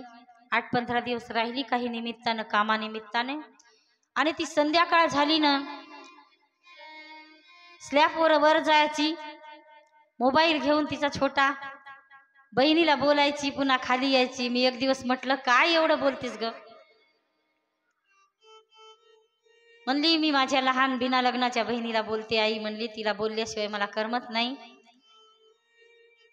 आणि माझी म्हणजे नातेवाईक दुसऱ्या नंदेची मुलगी समजा गावातच होती तिचं नाव अर्चना होतं आणि पुन्हा ती वरून बोलून आली खाली की मला स्टोरी सांगायची थोडीशी 5 मिनिटं की अर्चनाच्या सासूनं अर्चनाला फार त्रास दिला अर्चनाच्या नवऱ्यानं अर्चनाला फार त्रास दिला असं थोडंफार सांगायची। मला वाटलं जी ओरिजिनल अर्चना नात्यात आमची आहे तीच असेल मुलगी हसली आणि लक्षात आलं नाही। पुन्हा दुसऱ्या दिवशी गेली तिचं रोजच म्हणजे ती जे सिरियल होती ते सिरियल संपली की त्या सिरियलची स्टोरी विचारायला ती आपल्या बहिणीला मोबाईलवर बोलायला स्लॅपवर जायची आणि ती स्टोरी विचारून घ्यायची तिचं समाधान व्हायचं। कारण सिरियलची तिला सवय लागली होती सिरियलचं व्यसन लागलं होतं। रोज सिरियल पाहायची या भागात काय झालं त्या भागात काय झालं ती रोज सांगायची। अर्चनाचं असं एका दिवशी धावतच पायऱ्या उतरत आली आई आई म्हणली अर्चनाच्या नवऱ्यानं सासूनं अर्चनाला मारलं आणि घराबाहेर आज काढलं। मग म्हणलं अर्चना घराबाहेर गेली तर कुठं राहिली माझं म्हणणं, माझी जे दुसरी नात्यात अर्चना, ओरिजिनल अर्चना होती, कुठं राहिली बेटा म्हटलं ती. तर म्हणली आता काय माहीत, तिला काढून दिलं, पण आता ती कुठं जाते ते पाहायचं होतं, पण लाईनच गेली. एवढं सिरियलीचं व्यसन, एवढं सिरियलीचं वेड. त्याच वेळामध्ये एखादं पुस्तक वाचायचं, रिकाम पण होत नाही, रिकाम पण करायचं, इथं तिथं बसायचं नाही, ही अशी गमाय ती तशी गमाय. हे केल्यापेक्षा मनातून भगवंताचं पुस्तक वाचायचे. शिक्षण असलं त्याला, शिक्षण असलं त्याला, शिक्षण नाही तिच्याजवळ जाऊन पुस्तकं वाचायचे, भगवंताच्या कथेचं उदाहरण सांगायचं. अशा करून आपलं मन वळवायचं आणि आपले संस्कार आपल्या मुलावर पडतील. कालच गंभीर विषय झालेला आहे आपला आईबाबाचा. आपण जसं वागू तसे मुलांवर संस्कार पडतात, म्हणून सावधगिरी बाळगायची आहे. आणि आपलं मुलं आपली कॉपी करतील, आपलं जे आहे लवकर ते लक्षात धरतील. फक्त मुलांकडे लक्ष द्या, मुलांकडे लक्ष देत देत मुलं घडवा. जसं जिजाबाईनं शिवाजी महाराज घडवले, तसं आपण आपली मुलं घडवले पाहिजे. कृष्णाच्या रामाच्या गोष्टी जिजाबाई शिवाजी महाराजांना सांगायच्या, तशा आपणाला जेवढ्या गोष्टी येतात तेवढ्या आपल्या मुलांना सांगायच्या. मुलांचा अभ्यास घ्यायचा, मुलाचा अभ्यास घ्यायला कंटाळा करायचा नाही. नाही तर अमुक अमुक चांगल्या शाळेत इंग्लिश स्कूलमध्ये टाकले किंवा त्याची शाळा चांगली आहे, एवढी फी, एवढं दप्तर, एवढ्याचे पुस्तकं आणले आणि मोकळं झालो. मास्तर पगार घेतात म्हणून मास्तराचं म्हातारपणी मुलं करणार नाहीत. आपले मुलं आपल्याच कामी पडणार आहेत, म्हणून आपल्याही तेवढीच जबाबदारी आहे की आपल्या मुलांवर आपण लक्ष देणे फार गरजेचं आहे. बाबानं आजोबानं आपल्या नातावर, आपल्या मुलावर, लहान मुलं असेल तर किती थकून आलो तरी पानं उघडून बघायचे, बाबा तू काय लिहिलंस. रोज नित्य नियम ठेवायचा. जसं 10 कामं सोडून आपण आंघोळ करतो, 20 कामं सोडून जेवण करतो, तसेच 30 कामं सोडून मुलांचा अभ्यास घ्यायचा आणि 50 कामं सोडून देवदेव करायचा, रोज नामचिंतन करायचं. अशा प्रकारे आपलं जे जीवन आहे ते आपणच सुखात घालवलं पाहिजे. प्रपंच साधतील दोन्ही विषयाला आहे बाळगिरी महाराजांच्या अभंगावर. अभंगाकडे वळणार आहोत. बाळगिरी महाराज नेहमी समजून सांगितलंय. बाळगिरी महाराजांनी त्यांचे पट्टशिष्य होते आणि बाळगिरी महाराज नांदेड जिल्ह्यातील राहेर या गावचे सगळ्यांनाच माहीत आहे आणि शहादत्ताचा अवतार मानल्या जातं. असो, सिद्ध म्हणूया, दत्त म्हणूया, काही म्हणूया, पण महाराजांनी भरपूर साहित्य लिहून ठेवलंय. की बापूजी पाटील होते पटशिष्य, त्यांना सांगितलंय की बापूजी आता तू नाही का आनंद संप्रदायाचं जे लिखाण आहे, धावा असो, विनंती असो, अभंग असो, कोणतंही आनंद मालकाचं, दत्त मालकाचं गुणगान तुला माझा आशीर्वाद झालाय आणि माझ्या आशीर्वादाद्वारे तू लिखाण लिहून ठेवशील. म्हणून भरपूर बापूजी पाटील बोळशेकर यांचं लिखाण आहे आणि त्या लिखाणाद्वारे कीर्तन सुरू झालेत, अभंगाद्वारे आनंद संप्रदायामध्ये कीर्तन सुरू झाले, प्रवचन सुरू झाले, चर्चा सुरू झाली, सिद्धांताद्वारे पोथीचा अर्थ ग्रुप तयार झाले आणि आनंद संप्रदाय आपला समोर चाललेला आहे. आणि माझ्या मनामध्ये एक खंत नेहमी होती. मी पण भगवंताच्या शोधात पहिलेपासूनच, मला काय एवढं ज्ञान नाही परंतु छंद आहे. वैष्णव संप्रदायामध्ये भागवत कथा होतात, रामायण कथा होतात, महाभारत कृष्णाच्या लीला सांगल्या जातात आणि आपला आनंद संप्रदाय जो आहे, आनंद मालकाने दत्तात्रय प्रभूंनी भरपूर लीला केल्यात. राजे लोक, राजे यदुराजा असो, दलादन राजा असो, गोपीचंद राजा असो, अनेक राजे भगवंताच्या प्रेमात पडले, राज्य सोडून राज्याचा वैराग्य निर्माण करून मालकाच्या कामी लागलेत, मालकाच्या चरणी लागलेत। आणि आनंद दत्त संप्रदायामध्ये काय दत्तात्रय भगवंतांनी लीला कमी केल्या नाहीत। जरी लिखाणामध्ये तेवढ्या लिहून ठेवता आल्या नसतील, जरी ते शास्त्र उद्ध्वंस झाले असतील, काही शास्त्र उपलब्ध नसतील, तरी पण शेवटी देवाधिदेव आहे आणि त्याच्यापासून सर्व देव आहेत। हे गेली 6 दिवसापासून सांगत आहे।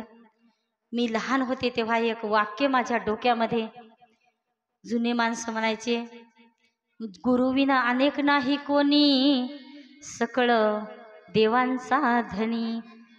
मी म्हणायची हाडामासाचा गुरु, जे आपले गुरु आहेत बाळगीर महाराज वगैरे, त्यांच्याहून खरंच देव मोठे असतील का? गुरु म्हणजे दत्तात्रय स्वामी, गुरु म्हणजे आनंद मालक, आणि खरंच त्यांच्याहून अनेक नाही, गुरुविना अनेक नाही कोणी, सकळ देवांचा धनी किंवा सकळ जीवांचा धनी। ही धुमाळी मी ऐकायची, गुणगुणायची, आणि त्या धुमाळीचं मला 25 वर्षापर्यंत काही पत्ता लागला नाही वयाच्या। शोध घेतला तर अभ्यासात खरंच वाटते की जे गुरु आहेत दत्त, त्यांच्यापेक्षा कोणी नाही मोठं, कोणती देवता मोठी नाही। अनादी काळापासून आले ते, प्रगट झाले नाहीत, निर्माण झाले नाहीत, किंवा कोणत्या भक्ताच्या तपश्चर्येद्वारे आनंद मालक निर्माण झाले नाहीत। ऑलरेडी ते पहिलंच रूप होतं। त्या दिवशी सांगितलं, जेव्हा होता दुमदुमकार, अतर्क्य मूर्ती गोचर, गुरुनाम दोन्ही अक्षर भरले होते दुमदुमित। गुरुनाम एक अक्षर खाली आलं, एक अक्षर वर राहिलं। तेव्हापासून आनंद मालकाची ओळख पटायला लागली। 4 वेदांना पत्ता लागला नाही। याच कथेमध्ये आपण पाहिलं की ब्रह्म विष्णू या महेश या देवांनी कानावर हात ठेवले, निर्गुणाची ओळख नाही। आणि आपल्याला कथेद्वारे, शास्त्राद्वारे, कीर्तनाद्वारे, प्रवचनाद्वारे, सप्त्याद्वारे आपल्याला ते निर्गुण मालक आहे, जे आनंद मालक आहे, त्याचा आपल्याला पत्ता लागत आहे, त्याचा आपल्याला शोध लागत आहे। आणि आपण आपलं परम भाग्य समजले पाहिजे। कथा ऐकत आहो, ब्रह्म विष्णू महेश या देवाला त्याचं स्वरूप कळलं नाही। दारावर आलेला निर्गुण वापस लावलाय लक्ष्मी, सावित्री, पार्वतीनं। शक्तिवान एवढ्या त्या देवता असून त्यांना त्यांचं स्वरूप कळलं नाही, आणि त्या स्वरूपाच्या प्रेमात पडले नाही। त्या देवांना त्याचा छंद लागला नाही, नंतर पश्चाताप झाला। आणि आपण भाग्यवान आहोत, आपल्याला त्या स्वरूपाचा छंद लागला, आणि सत्याद्वारे, सिद्धांताद्वारे त्या स्वरूपाची आपल्याला ओळख होत आहे, आणि त्याच्या पत्त्यापत्त्यानं आपण जात आहोत।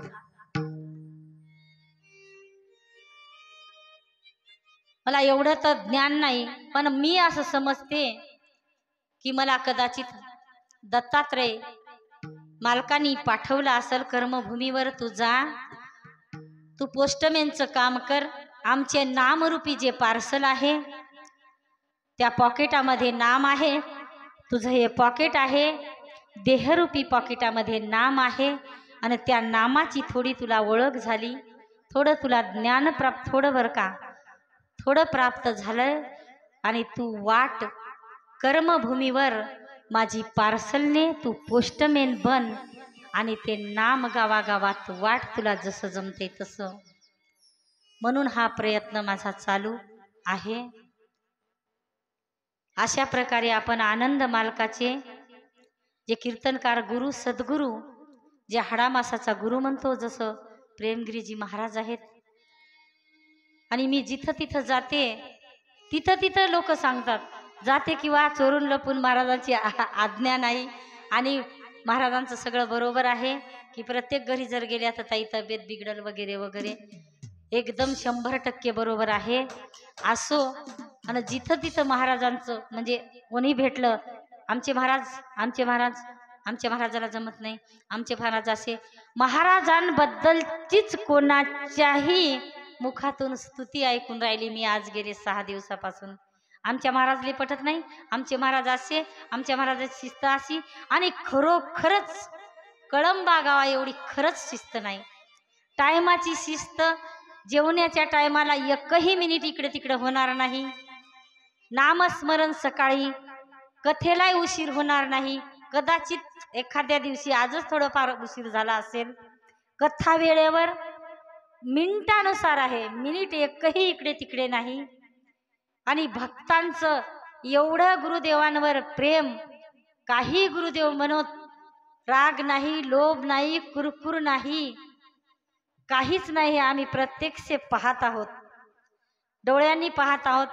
आणि महाराज अतिथी भव, आवडा निवड नाही, काही नाही. प्रत्येकाला सारखंच, भक्त असो, कथाकार असो, मंच असो, कोणीही असो, सगळ्यांवर सारखं प्रेम, सगळ्यांबद्दल सारखी आलुलकी, सारखं सारखं प्रेम देत आहेत. आणि महाराज स्वतः वाढत आहेत. स्वतः वाढणं कलाकाराला, या दादाला थोडंसं अपंगत्व असल्यामुळे महाराज कुटके करून एखाद्या आईसारखं जवळ बसून दादाला जेवू घालतात.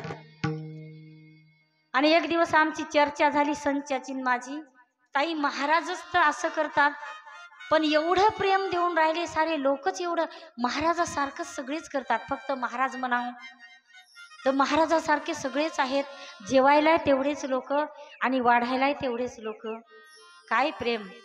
मी म्हटलं ही महाराजांचे संस्कार, जसे आपल्या आईचे संस्कार पडतात मुलांवर, लेकरांवर, तसेच आपल्या गुरुदेवांचे संस्कार. मी हे मठाधिपती आहे की मी मंदिराच्या मठाचा राज्य आहे, किंवा मी माझा गाव सगळा मुठीत आहे. माझे भक्त माझ्यावर प्रेम करतात, माझे भक्त मी म्हणलं तसं ऐकतात. या गोष्टीचं काही देणं घेणं नाही, काहीही मनात नाही.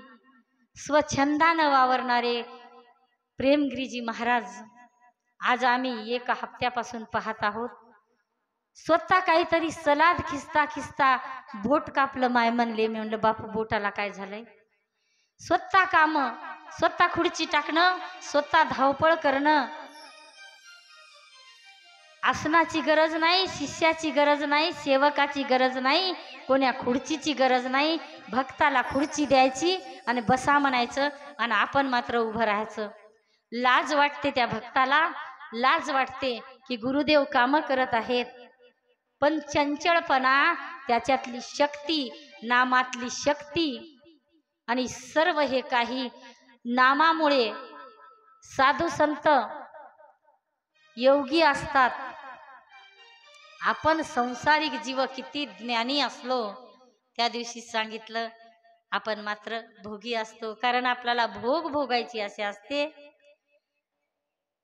एसी असू द्या, कुल्हर असू द्या, घर बांधायचे वगैरे वगैरे, गाडी घ्यायची, हे प्रपंचातल्या भोगाच्या माग लागतो. पण महाराज लोकांना या गोष्टीची काही गरज नसते. त्यांना देणं घेणं नसते कमाईचं. फक्त त्यांना असं असते की कमाई, जीवाजीवात कमाईची साठवण झाली पाहिजे, नामरूपी साठली पाहिजे कमाई प्रत्येक जीवामध्ये. स्वभावानं जरी व्यक्तीसारखे ते व्यक्त जरी असले, व्यक्त म्हणजे व्यक्ती, व्यक्त जरी असले तरी ते योगी आहेत. आपण भोगी आहोत. ते निरोगी आहेत, आपण रोगी आहोत. त्यांच्यामधली चंचलता बघा. आपला एक पाऊल टाकणं होतंय तर गुरुदेवांचे 4-5 पाऊल कुठल्या कुठं गुरुदेव जातात हे आपण प्रत्यक्ष पाहत आहोत. एवढं गावावर प्रेम, एवढी मंदिराला, या मठाला रोषणाई फक्त आणि फक्त महाराजांसाठी. आणि महाराजांचे जे भक्त आहेत गावातले, सगळ्यांच्या साथीमुळे. जसं आपल्या लेकराला आपण वळण लावतो तसं लेकरू आपल्याला मोठेपणी वागते. आपल्या मनाप्रमाणे लेकरू वागते. तसंच या भक्ताला, महाराजांचे लेकरं म्हणजे भक्त, या गावचे भक्त. महाराजांना भक्ताशिवाय कोणी नाही. आणि भक्ताला आईच्या रूपात, माता पिता महाराजांच्या रूपामध्ये भेटले. भक्तांना महाराजाशिवाय गुरु मेरी पूजा गुरु आने दे, गुरु मेरा दाता गुरु भगवत, गुरु मेरी पूजा गुरु आनंद, गुरु मेरा दाता गुरु भगवत।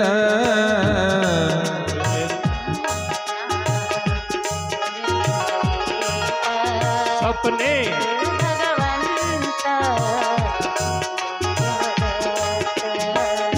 सपने हमारे कुछ ऐसे हों, ध्यान देना, सपने हमारे कुछ ऐसे हों, ख्वाब हमारे कुछ ऐसे हों, सपने हमारे कुछ ऐसे हों, ख्वाब हमारे कुछ ऐसे हों।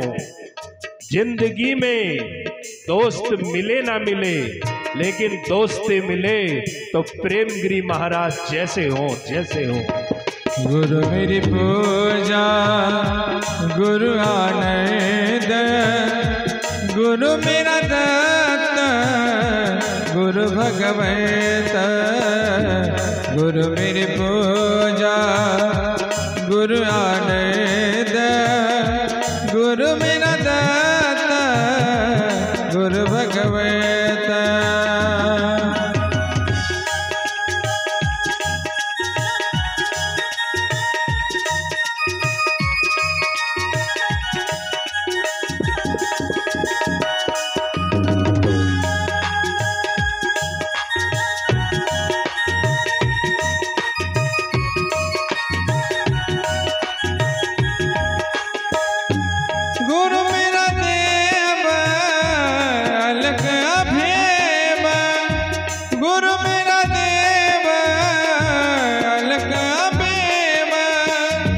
सर्व पूजा चरण गुरु सेवा, सर्व पूजा चरण गुरु सेवा, गुरु मेरी पूजा गुरु आनंद, गुरु मेरा दाता गुरु भगवत, गुरु मेरी पूजा गुरु आनंद, गुरु मेरा दाता गुरु भगवत, गुरु मेरा दाता गुरु भगवत, गुरु मेरा दाता गुरु भगवत।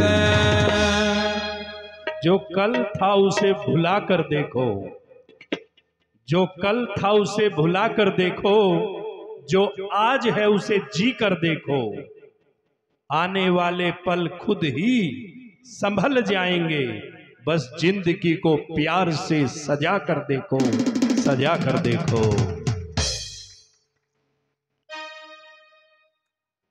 देवामध्ये गुरु, आनंद गीतेमध्ये सांगितलंच आहे की सत्पुरुषामध्ये ज्याच्या मुखी आनंद नामच आहे, कोण्या गोष्टीची गरज नाही, त्याच्यामध्ये जरी देव बघितला तर तुम्हाला नक्की देव मिळणार आहे, अशी शास्त्रामध्ये ग्वाही आहे। आणि गुरुचं जे एकच ध्येय असते, आणि गुरुदेव आपल्याला भक्तांना तेच ध्येय सांगतात की आपल्याला कुठं जायचं आहे, तुला आणि मला मिळून कुठं जायचं आहे। जशी आई म्हणती चल रे बाळा तुला कुठंतरी नेते, माझ्या कणगाळीला धर, आपण दोघं जण त्या ठिकाणी जाऊ नको, तसेच गुरुदेव कोणतेही असो नामाद्वारे वचन देतात आणि म्हणतात की चल रे भक्ता, तू जिथं जाशील तिथं मी तुला नेईल, मी पण जातो, मला पण धावा त्याचाच आहे आणि तुम्हालाही धावा त्याचाच असू द्या, मी तरी एकटा जात नाही, माझं मला स्वार्थ नाही, मी तुम्हाला घेऊन जाणार आहे, म्हणून दोघालाही धावा एकाचाच आहे।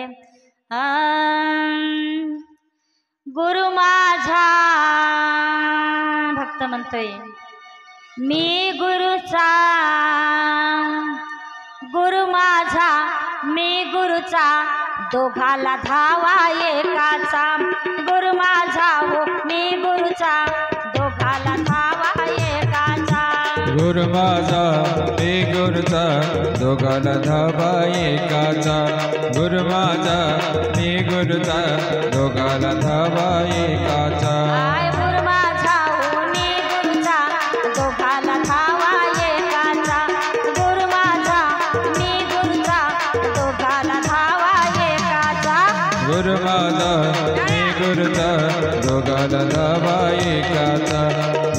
माझा मी गुरुचा दोघाला धावा एकाचा दोघाला धावा एकाचा दोघाला धावा एकाचा हो दोघाला धावा एकाचा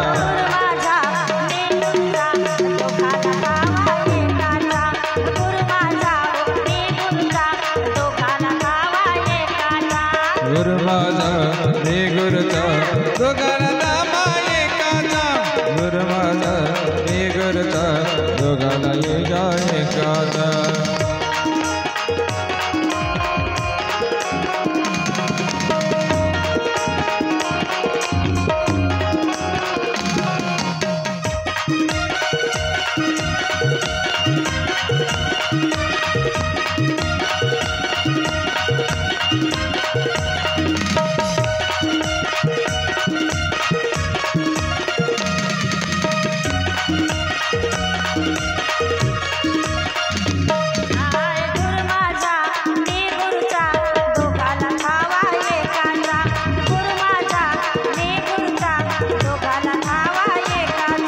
गुरु माझा मी गुरुचा दोघाला धावा एकाचा गुरु माझा मी गुरुचा दोघाला धावा एकाचा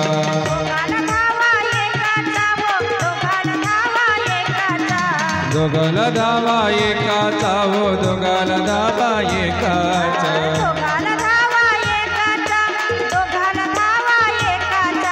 दोघाला धावा एकाचा हो दोघाला धावा एकाचा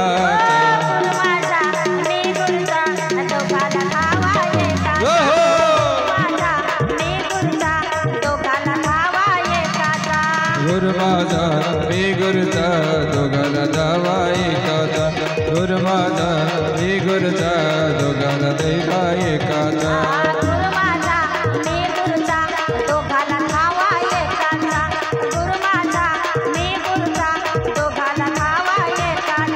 गुरु माझा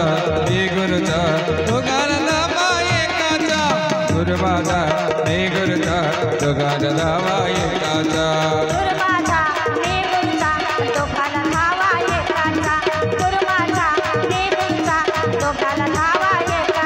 गुरु माझा मी गुरुचा दोघाला धावा एकाचा गुरु माझा मी गुरुचा दोघाला धावा एकाचा दोघाला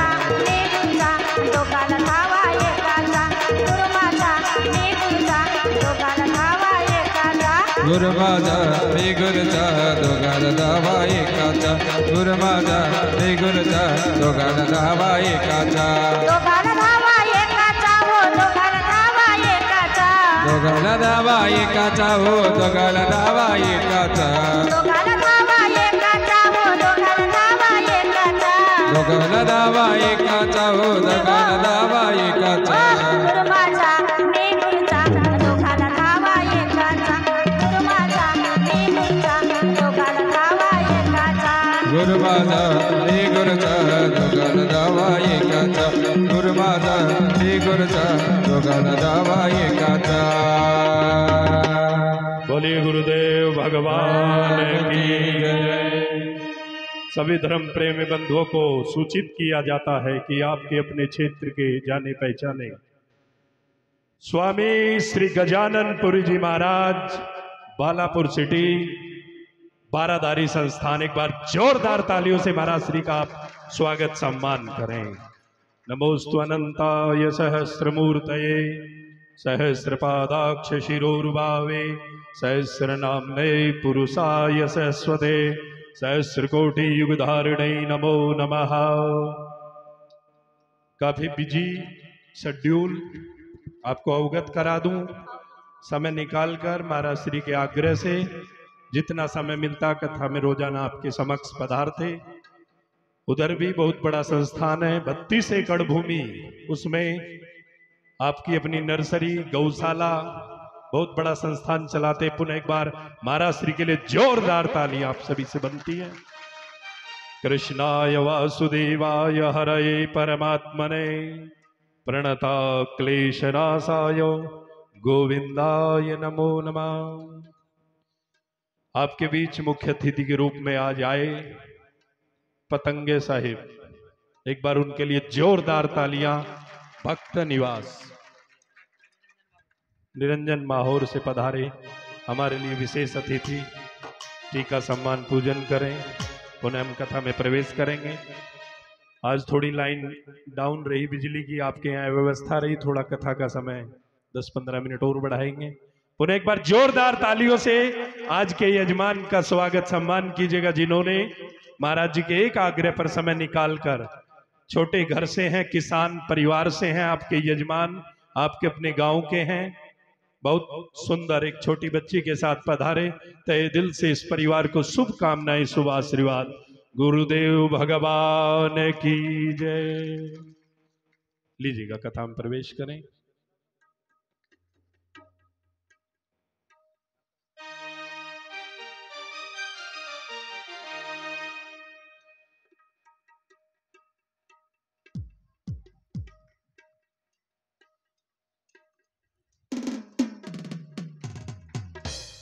सद्गुरु महाराज की जय।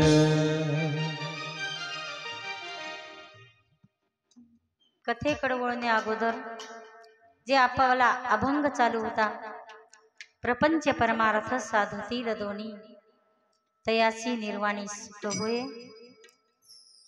वत्स जैसे धेनुसी, पाडस हरणीसी, तैसा करी ध्यास निज नामाचा। निज नाम बीज नाम जे म्हणतो, त्या निज नामाचा ध्यास जर आपण तसा केला, वत्स म्हणजे वासरू, धेनू म्हणजे गाय, 10 दिवसाची गाय जणलेली आहे आणि छोट दूध पीत वासरू आहे तिला। जो गायीचा मालक आहे, शेतामध्ये, रानामध्ये, जंगलामध्ये तिला सोडून जेव्हा 10-11 वाजता चरायला नेतो, तिचं जे 9-10 दिवसाचं वत्स म्हणजे वासरू जशी गायीची वाट बघत असतो 5 ते 6 तास, त्या वाट बघण्यामध्ये 1 सेकंदही खंड पडत नाही।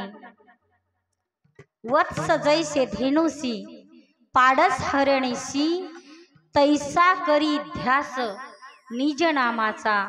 निज म्हणजे सगळ्यात प्रिय, सगळ्यात जवळचं,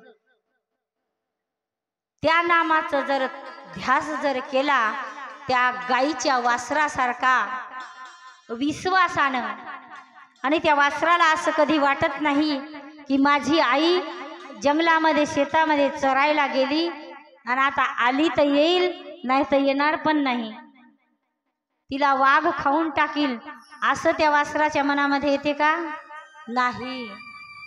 वासराच्या मनामध्ये एवढा ध्यास लागलेला आहे, ती सुटून जवळून गेली चरायला, तेव्हापासून वासराच्या मनामध्ये अखंड त्याच्या आईचा ध्यास लागला आहे।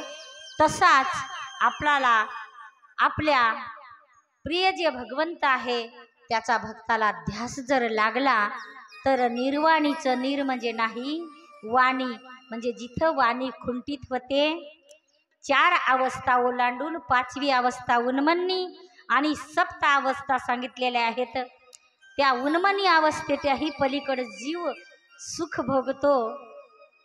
जीव शिवाचं मिलन जिथे होते, जीव आणि शिव एक रूप जिथे होते, त्या ठिकाणचं सुख मिळेल। पण तुम्हाला संसार करून, प्रपंच करूनही हे साधता येईल। संसारातले कर्म करता करता, संसारातले काम करता करता हे जसं साधता येईल, पण ती युक्ती कशी केली पाहिजे? वत्स जैसे धेनुस, पाडस हरणीस, तैसा करी ध्यास निज नामाचा। जे तुमचं निज नाम आहे, जे तुमचं बीज नाम आहे, त्या वत्सासारखा जर ध्यास कराल तर नक्कीच तुमची भक्ती सफल होणार आणि नक्कीच तुमची लक्ष्य 84ची येरझार चुकणार। याच्याही पुढे जाऊन महाराज सांगतात, चंद्राशी चकोर परपंच परमार्थ साधतील दोन्ही, तयासी निर्वाणी सुख होये। वत्स जैसे धेनुसी, पाडस हरणीसी, तैसा करी ध्यास निज नामाचा। चकोर चंद्रासी चातक मेघासी तैसे हरणीसी नाम स्मरा। वत्स धेनू हे झालं, पाडस हरणीसी, पाडस म्हणजे हरणीच्या वासराला पिल्ल्याला पाडस। आणि जेव्हा त्या जाळीमध्ये भयंकर सिंहाच्या वाघाच्या जंगलामध्ये हरणीला म्हणजे पाडसाला जेव्हा जाळी असते, सुरुंग जाळी म्हणजे मोठ्या मोठ्या वेलांची जाळी, आणि तिच्यात थोडंसं घर करून हरणी तिच्या पाडसाला ठेवते आणि बिनधास्त जंगलामध्ये चरायला जाते। हरणीचा जीव पाडसामध्ये आणि पाडसाचा जीव हरणीमध्ये। आणि त्या पाडसाला असं वाटत नाही, तिळभरही कल्पना पाडसाला येत नाही, कल्प विकल्प नको आहेत भक्तीमध्ये।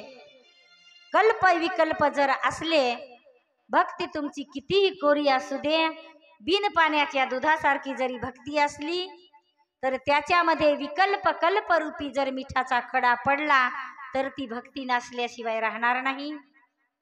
म्हणून पाडसासारखा विश्वास केला पाहिजे भगवंतावर।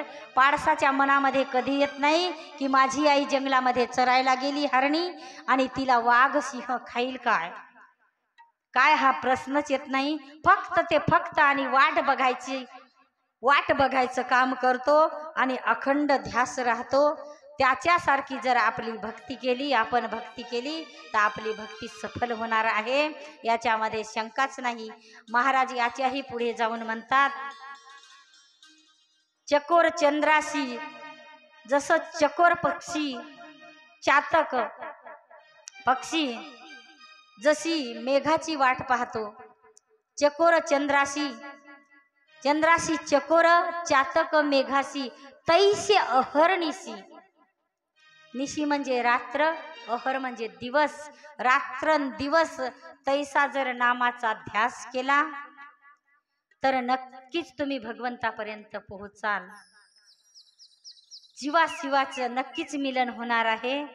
ह्या युक्त्या संतांनी लिहून ठेवल्यात अभंगाद्वारे, आणि संत या कर्मभूमीहून निघून गेले आहेत, पण त्यांचं सबूत म्हणून लिखाण लिहून ठेवलं आहे, आणि त्या लिखाणाला समजून घेण्याची, समजून सांगण्याची फार गरज आहे। म्हणून ते समजून घेण्यासाठी, समजून सांगण्यासाठी सप्ते, कथा, कीर्तन, प्रवचन, शास्त्र, सिद्धांत, वेदांत आहेत। म्हणून महाराज सांगतात, जसा चंद्राशी चकोर, चकोर पक्षी जशी चंद्राची वाट पाहतो, तैसे अहर्निशी नामस्मरा, जशी मेघाची वाट पाहतो पक्षी, आणि मेघाचं एकदाच वर्षातून रोहिणी भोहिणी म्हणजेच मृग नक्षत्र जेव्हा असते पेरण्याच्या अगोदरच, तेव्हाच पहिलं पाऊस जेव्हा पडतो रोहिणी नक्षत्रात, त्या रोहिणी नक्षत्रातलं जेव्हा पाऊस पडते, चकोर चंद्राशी आणि चकोर पक्षी वर्षातून एकदाच उंच चोचीतून ते पाण्याचा थेंब प्राशन करते रोहिणी नक्षत्रात, आणि तेवढ्यावरच त्याची तहान भागते। नदीतलं, नाल्यातलं, कोण्या डोहातलं किंवा पावसाळ्यातलं कोण्या टपरातलं कुठंही पाणी जमिनीवर पृथ्वीवर असू द्या, ते एक थेंबही पित नाही। वर्षातून एकदाच रोहिणी नक्षत्रात ते पक्षी पाणी पिते, आणि पुन्हा तहान लागल्यावर वर्षभर जशी वाट पाहतो, जसा ध्यास त्याला लागते, तसाच ध्यास भगवंताचा आपल्याला लागला पाहिजे, भक्ती सफल होतेच। म्हणून साधू संत म्हणतात, प्रपंच परमार्थ साधतील दोन्ही, तयासी निर्वाणी सुख होय। निर्वाणी या शब्दाचा कालही विश्लेषण झालेला आहे कथेमध्ये, आणि आज पण मी वारंवार सांगत आहे की आपण जीव आहो साधा, आपण प्रपंचातला जीव आहो, निर्वाणी सुखापर्यंत नक्कीच पोहोचतो।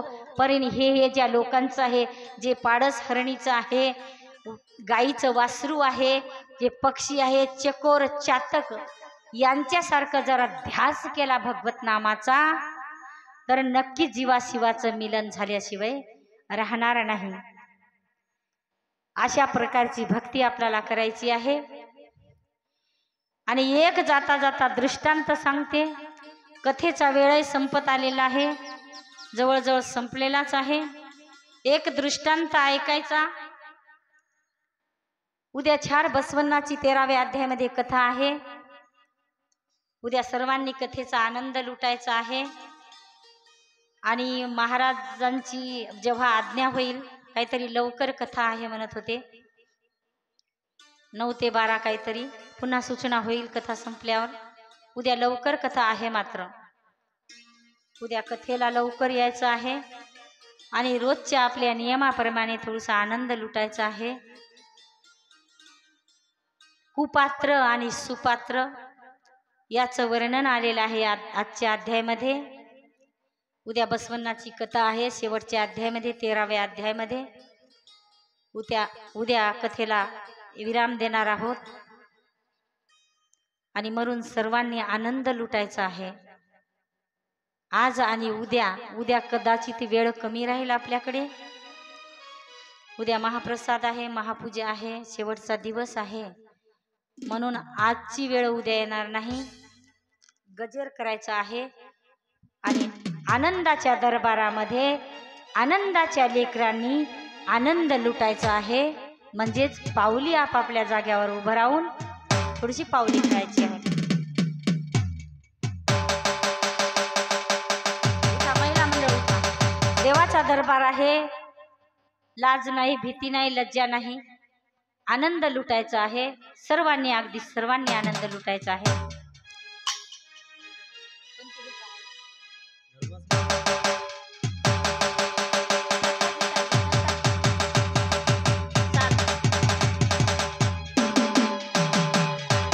देवा दत्ता हो देवा दत्ता, देवा दत्ता हो देवा दत्ता, देवा दत्ता हो देवा दत्ता, देवा दत्ता हो देवा दत्ता, देवा दत्ता देवा दत्ता देवा दत्ता, देवा दत्ता देवा दत्ता देवा दत्ता, देवा दत्ता देवा दत्ता देवा दत्ता, देवा दत्ता देवा दत्ता देवा दत्ता, देवा दत्ता हो देवा दत्ता, देवा दत्ता हो देवा दत्ता।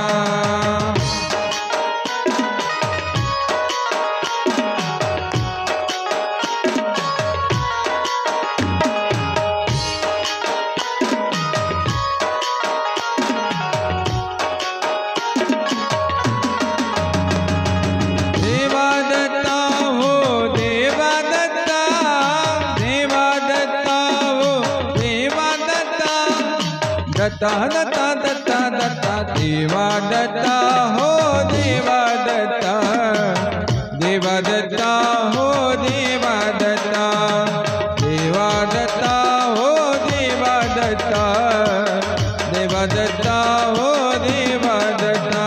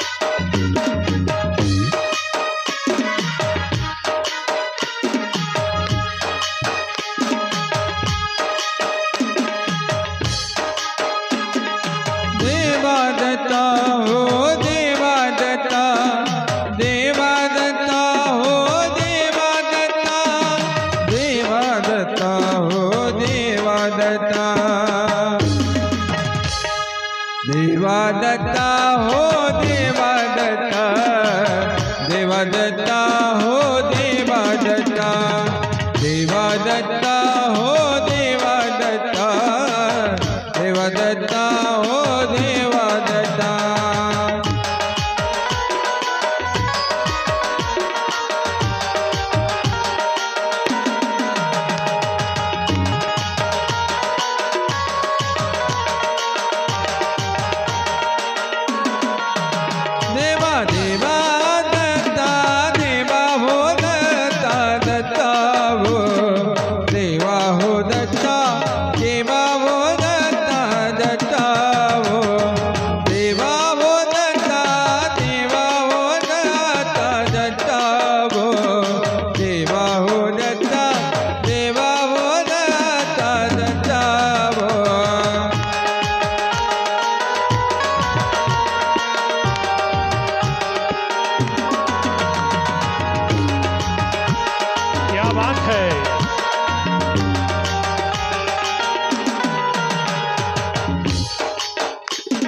छोटी सी जिंदगी है, छोटी सी जिंदगी है, हंस कर जियो, भुलाकर गम सर उठा कर जियो।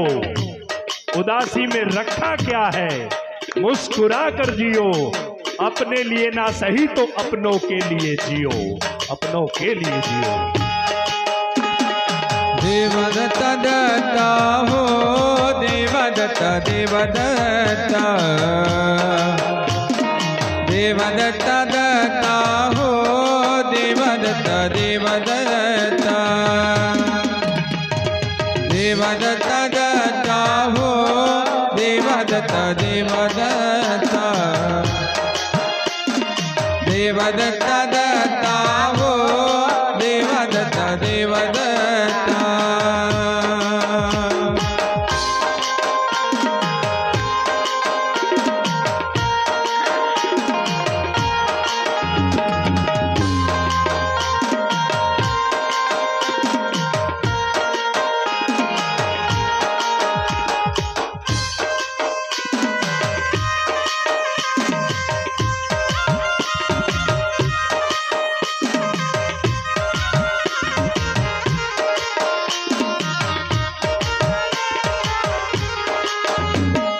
देवदत्ता दत्ता, देवदत्ता दत्ता हो, देवदत्ता दत्ता, देवदत्ता दत्ता हो, देवदत्ता दत्ता दत्ता, देवदत्ता दत्ता हो, देवदत्ता दत्ता दत्ता,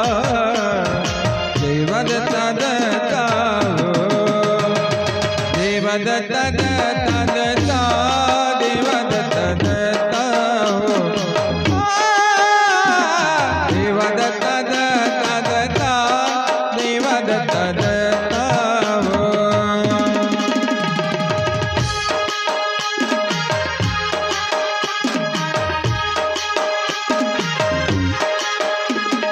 देवदत्ता देवदत्ता देवदत्ता हो, देवदत्ता देवदत्ता देवदत्ता हो, देवदत्ता देवदत्ता देवदत्ता हो, देवदत्ता देवदत्ता देवदत्ता हो, देवदत्ता हो, देवदत्ता, देवदत्ता हो, देवदत्ता।